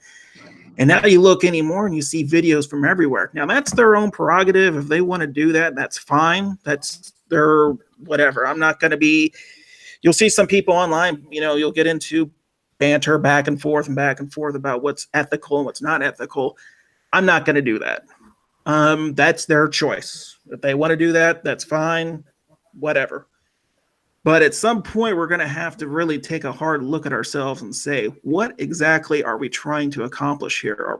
Is making a video sale that important that you're going to potentially put your life in danger? Heck, when it's all said and done for me, all I can say is, in my obituary, I want to say that I died at 92 in my sleep, not because I got taken out by a tornado. Just saying. Good point. So, Tina. Yes. I'm cleaning up all my, y'all see my notes. Cleaning up some of my notes here. So a spring break road trip put you in the middle of monsoons, right? Yeah. Talk about monsoons for a minute. That experience and that the lightning and things that you saw then. Well, it was actually the spring break trip was a little different. I wasn't monsoon chasing at that point. There was no monsoon in the spring. No. These are two different. That's what got me, or what made me fall in love with Arizona. And so I went back out there and did an summer internship at a TV station in Tucson while I think it was my last year of college, and knew I wanted to do something with lightning. I witnessed the monsoon for the first time out there and just absolutely fell in love. So I had to study lightning in grad school and had a great time doing it. And then I came across a now very good friend of mine, Michael Binsky, who was running a field monsoon. This was 2014. And did my first photography tour. He taught me a lot about photography, along with Mr. Jeremy, of course. But yeah, we saw absolutely incredible things. The lightning out there is second to none. The high bases of the clouds make it really visible. Low rain, you could just see the channel for days, and it's absolutely stunning. Talk about your career path for a minute, Tina, because as you alluded to at the beginning of the show, it was a little different than some typical meteorologists. So talk about that and give some advice to young people today. Yeah, well, like I said, I was late coming into it, did astronomy first, and switched majors halfway through undergrad, but thankfully they were both pretty close in field, so my prerequisites were the same, and I could actually still graduate in 4 years. But yeah, I volunteered with the National Weather Service in Wilmington, Ohio, while I was there as well, for, I think it was a summer. And I met with a TV meteorologist in Cincinnati at the time. I think it was on the Fox station. Doesn't matter. But we were talking about where I wanted to go with my career and what I could do to get there. And I told him I was volunteering with the Weather Service. And he made a comment to me about that volunteering was a waste of my time. That doing something and not getting paid for it was pretty much worthless.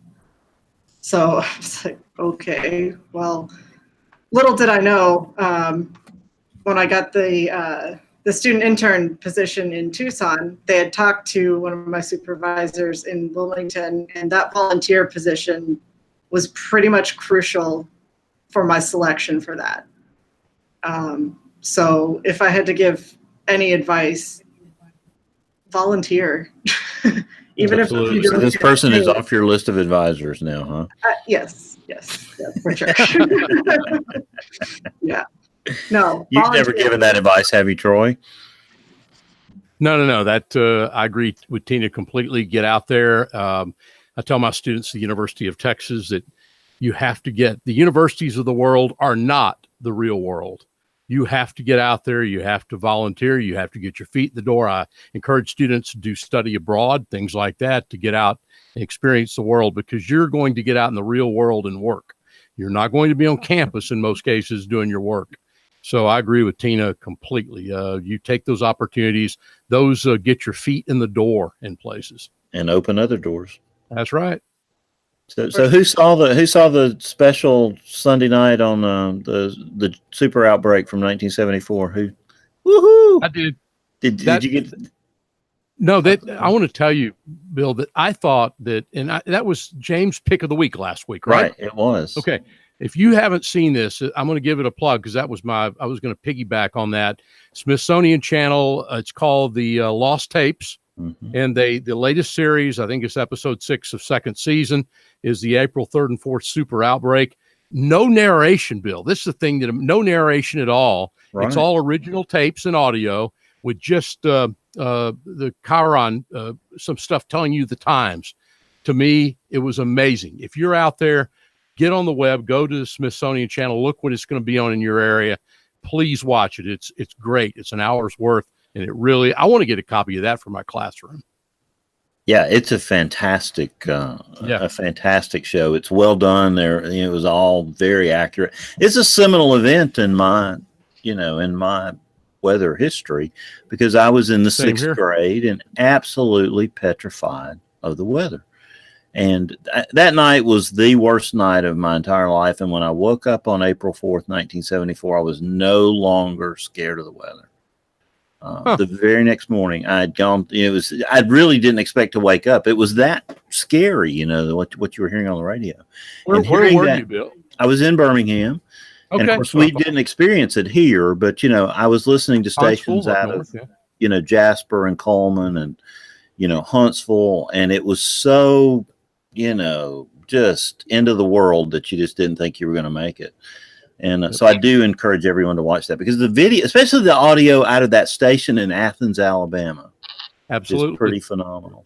And you mentioned Wilmington, Ohio, Tina, and Bob may know, but I guess that was the office for Xenia, Ohio at that time, and still would be today. Is that true or false, Bob? I believe that's true. Okay, so there's of course a lot about Xenia in there, which is phenomenal too.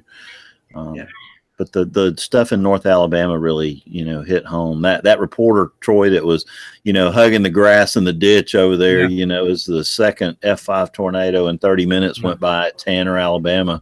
That's amazing. Well, you know what I think is really amazing too, and Bill, you and I, this would have been with the use of the black and white, the WSR 57 black and white and the hooks.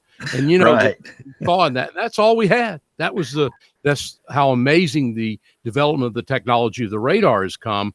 But seeing some of those original broadcasts from especially Xenia, the well-pronounced hook in that reflectivity data on the radar, just amazing. And again, highly recommended people watch. My two most dreaded words as a child were hook echo.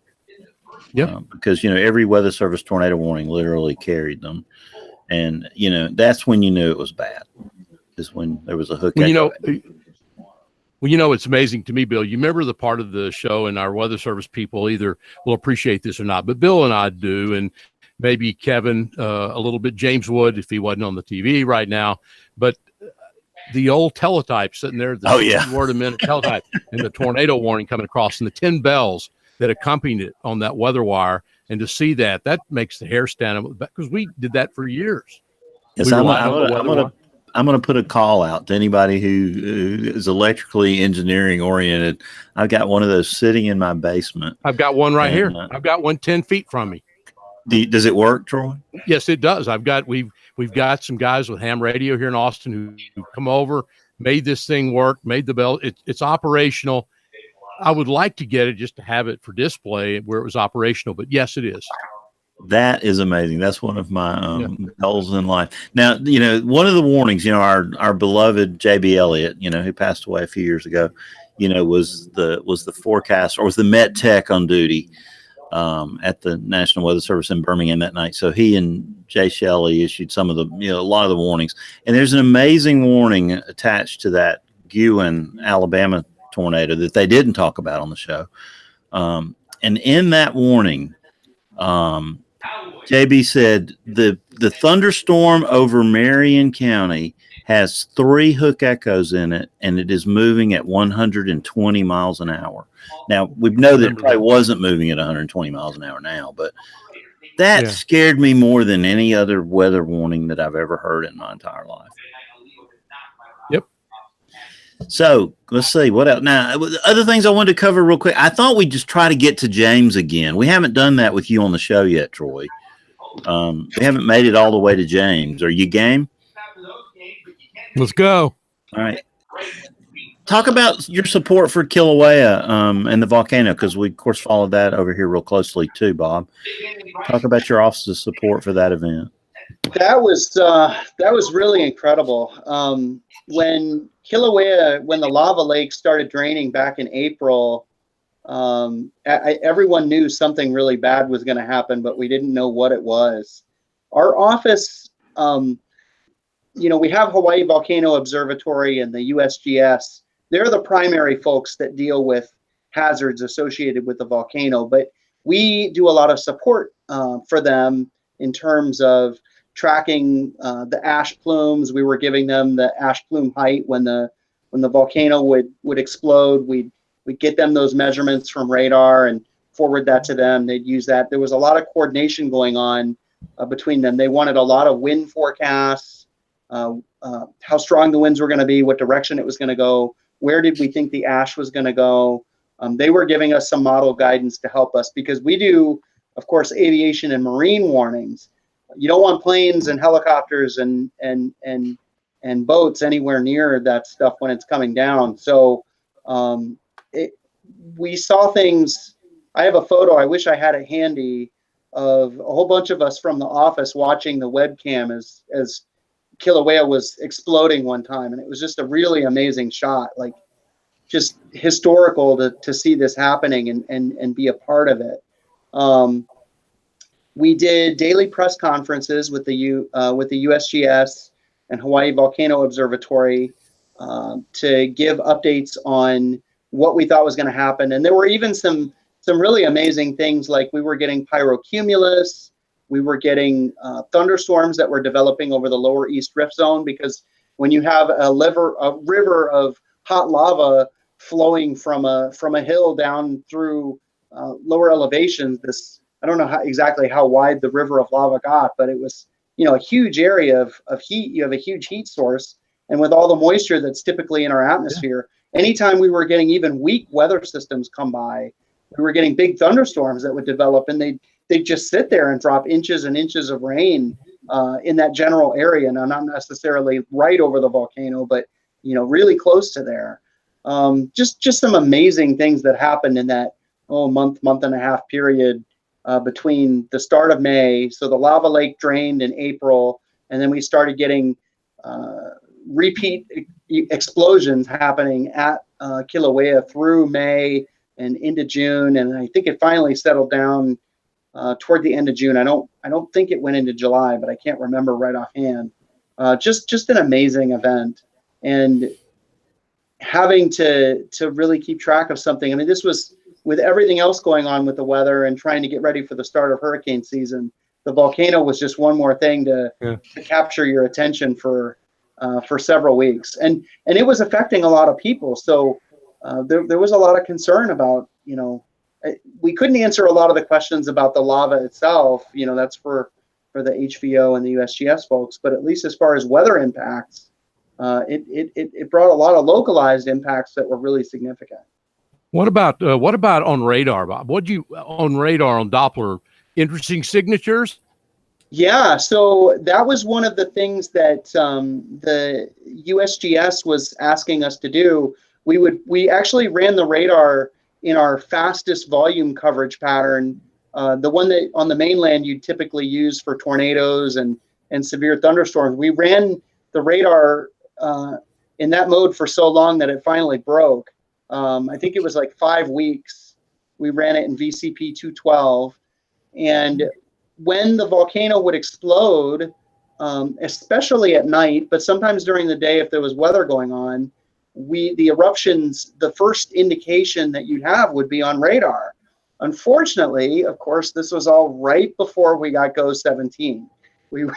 We dearly wish we had GOES 17 for the volcano event. That would have helped us tremendously. But we worked what we could with radar, and we would give USGS the ash cloud heights. We would talk to them daily about what we were seeing. We would issue aviation warnings for those ash plumes and where the ash was going.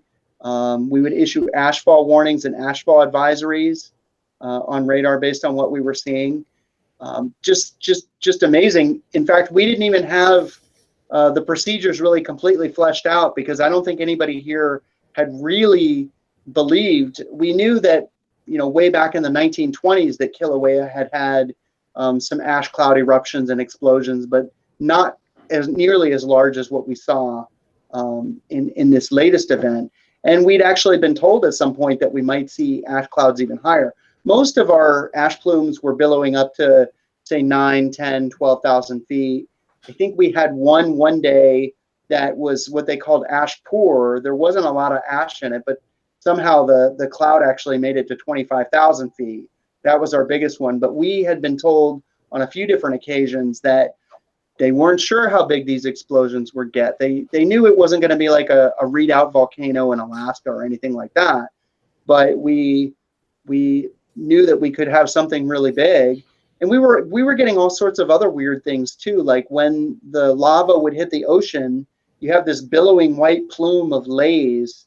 We were seeing that on radar, that white plume. And there were little static discharges or baby lightning. I don't know what you want to call it, but we were getting flashes of that. So some of the media were coming back to us saying, is this real? What are we seeing here? What is this? Is this like a real thunderstorm? So it's kind of interesting. We were getting lightning in that. We were getting pyrocumulus and lightning sometimes over the volcano itself. It was just really incredible. It was things that we never thought we would end up seeing out here or having to deal with on a regular basis. Now, I'll tell you this. I hope it doesn't come back. We're in this lull, and that was enough for me, and I'm sure it is for the people that live down there as well. Well, I got a question for you. Are there any AMS NWA papers coming up that would document some of this imagery that on the radar? Are there any papers being written? I'd love to see some of this stuff. Yeah, I need to get some time. Okay. I always feel like we're moving to the next. We're always sort of busy here at the CPHC and NWS Honolulu because when our hurricane is over, we get into our wet season. But there's a couple people at SPC that I think we could probably put together a paper on this and talk about what we saw. I know Roger Edwards and Jim Ledoux were out here Roger Edwards has been out here before, and Jim Ledoux was out here when some of that was going on. Jim Ledoux is from Warning Decision Training Division, and those guys were really fascinated with what was going on, and maybe it might be a research opportunity there. Yeah, I agree. Before I would have thought, Troy, that he would have had plenty of time because there's no weather in Hawaii, but we've blown that to heck tonight, haven't we? Yeah. And it's again, Tina I'm sorry, did I interrupt someone? No. Okay. Well, I think, and where this show kind of started out tonight with the other directions, talking about the Weather Service, I mean, again, thank you for what you do, because we do it so well. There's some improvements that need to be made along the way. Of course, that goes in everyone's life. And, but at the same time, thank you for what y'all do. And I'm not sure being tucked away out there, you get probably all the credit that you need to get. And I'll say that right off the bat. Thank you. That's very good. I'll say mahalo for that one. I echo those sentiments 100%, because I'll tell you what, you hear everything about everything that goes wrong, but you very, very few times hear a thank you or, hey, you know what? You guys know what you're doing. Well, guess what? You know what you're doing. Yep. I agree with that. Bob, talk about working in the same office with your wife. Is that a common thing in the Weather Service? I know we have two forecasters in Birmingham that are married. Yeah, there's a few. I know a few in a few different offices. Yeah, my wife Maureen moved out here. We moved out here in 2000. She's a general forecaster in the office, similar to Tina, and she does a lot of IT work. She's involved a lot with the behind the scenes, the web page, a lot of IT stuff for the office. We both are bitten by the weather bug, but I kind of went more the sciencey route, and she's more into the IT side. We don't tend to talk a ton about work or meteorology unless something big is going on, but it's not like a topic we'll linger on. We tend to talk more about our cats and things like that, I think, when they're off. Cats seem to be a common theme, Tina. Yes, indeed. We each have two, and they're handfuls. And Tina, I heard you like comic and pop culture conventions. I do. Yeah. Do you dress up for these things? I do. I was Captain Marvel this past summer. We noticed so the screen really sharing excited for has that. stopped now, Troy. No. Yeah.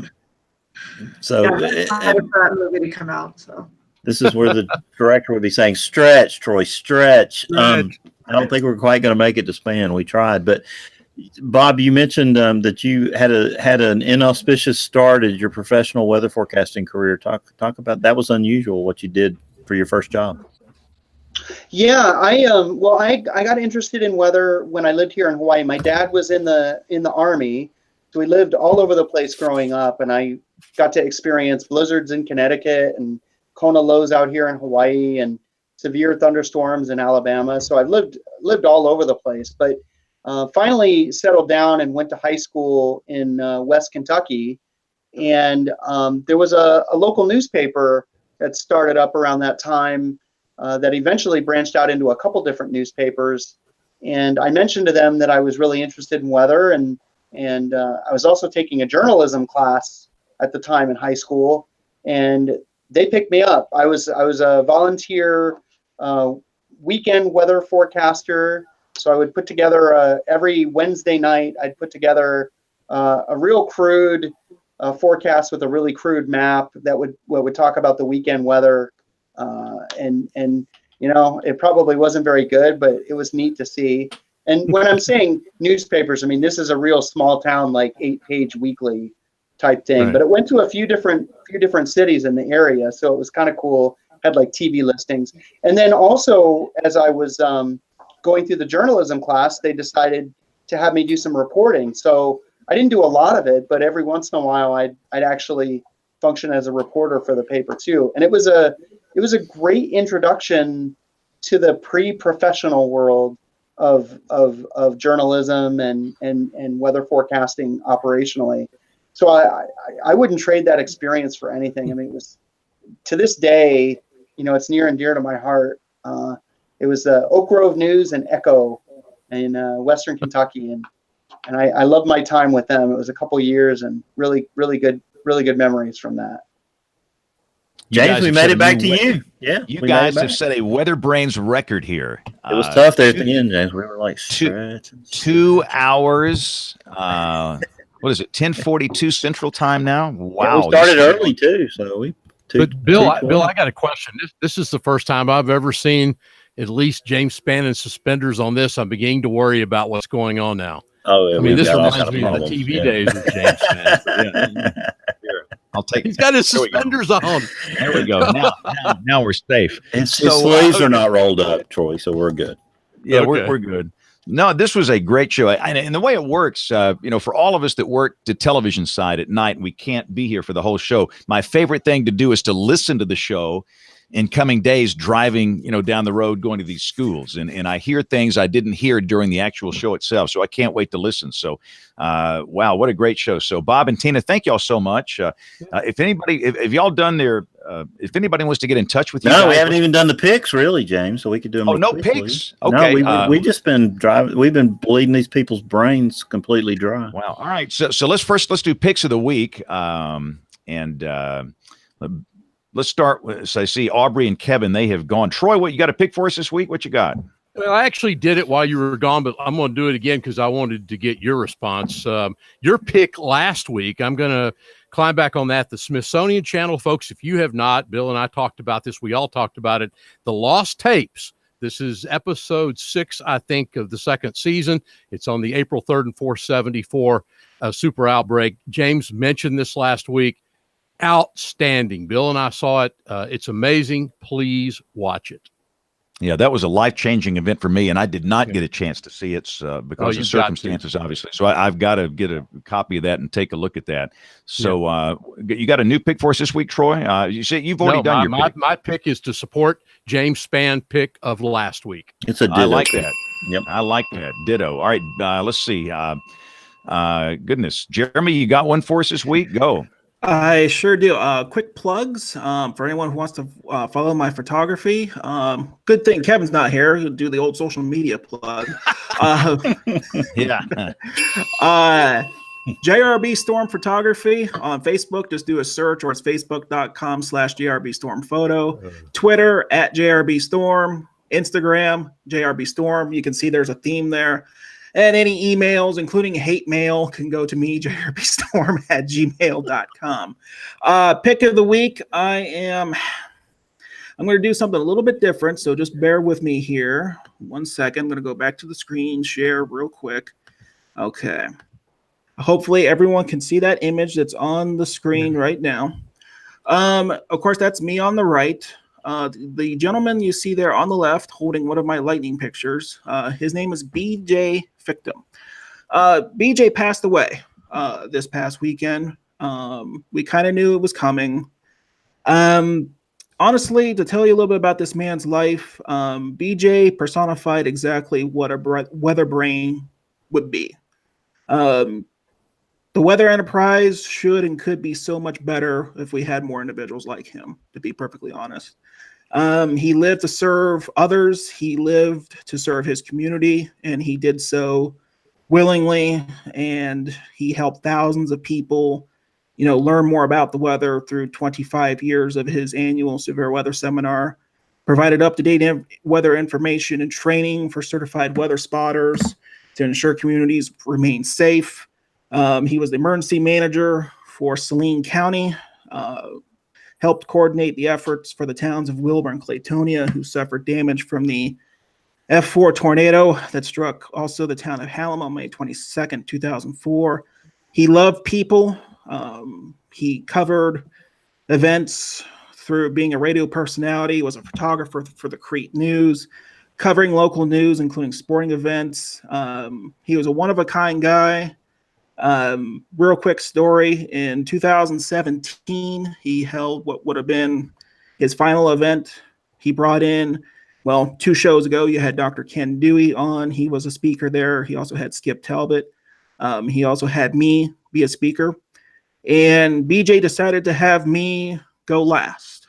And I asked him why, with these other more well-known talents, if you will, why would he have me close his momentous event? He looked up, as only BJ could, with a little smirk on his face, looked me dead in the eye and said, "Because you deserve it."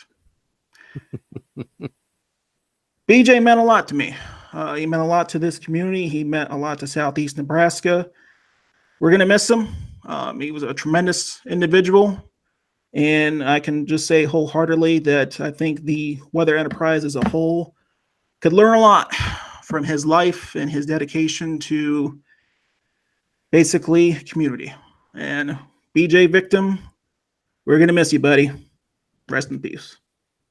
Awesome, Jeremy. Thank you, and sorry for your loss, and thank you for sharing that. That's a great story. All right, so we've tried to stall here. Tina and Bob, you got to come up with something, a pick of the week, something weather-related. So, Tina, go. Come up with something real quick. You got 10 seconds. Go. And you're muted, by the way. There we go. Sorry about that again. HelicityDesigns.com is my pick of the week. They have one of the best selections of nerdy weather clothes and accessories.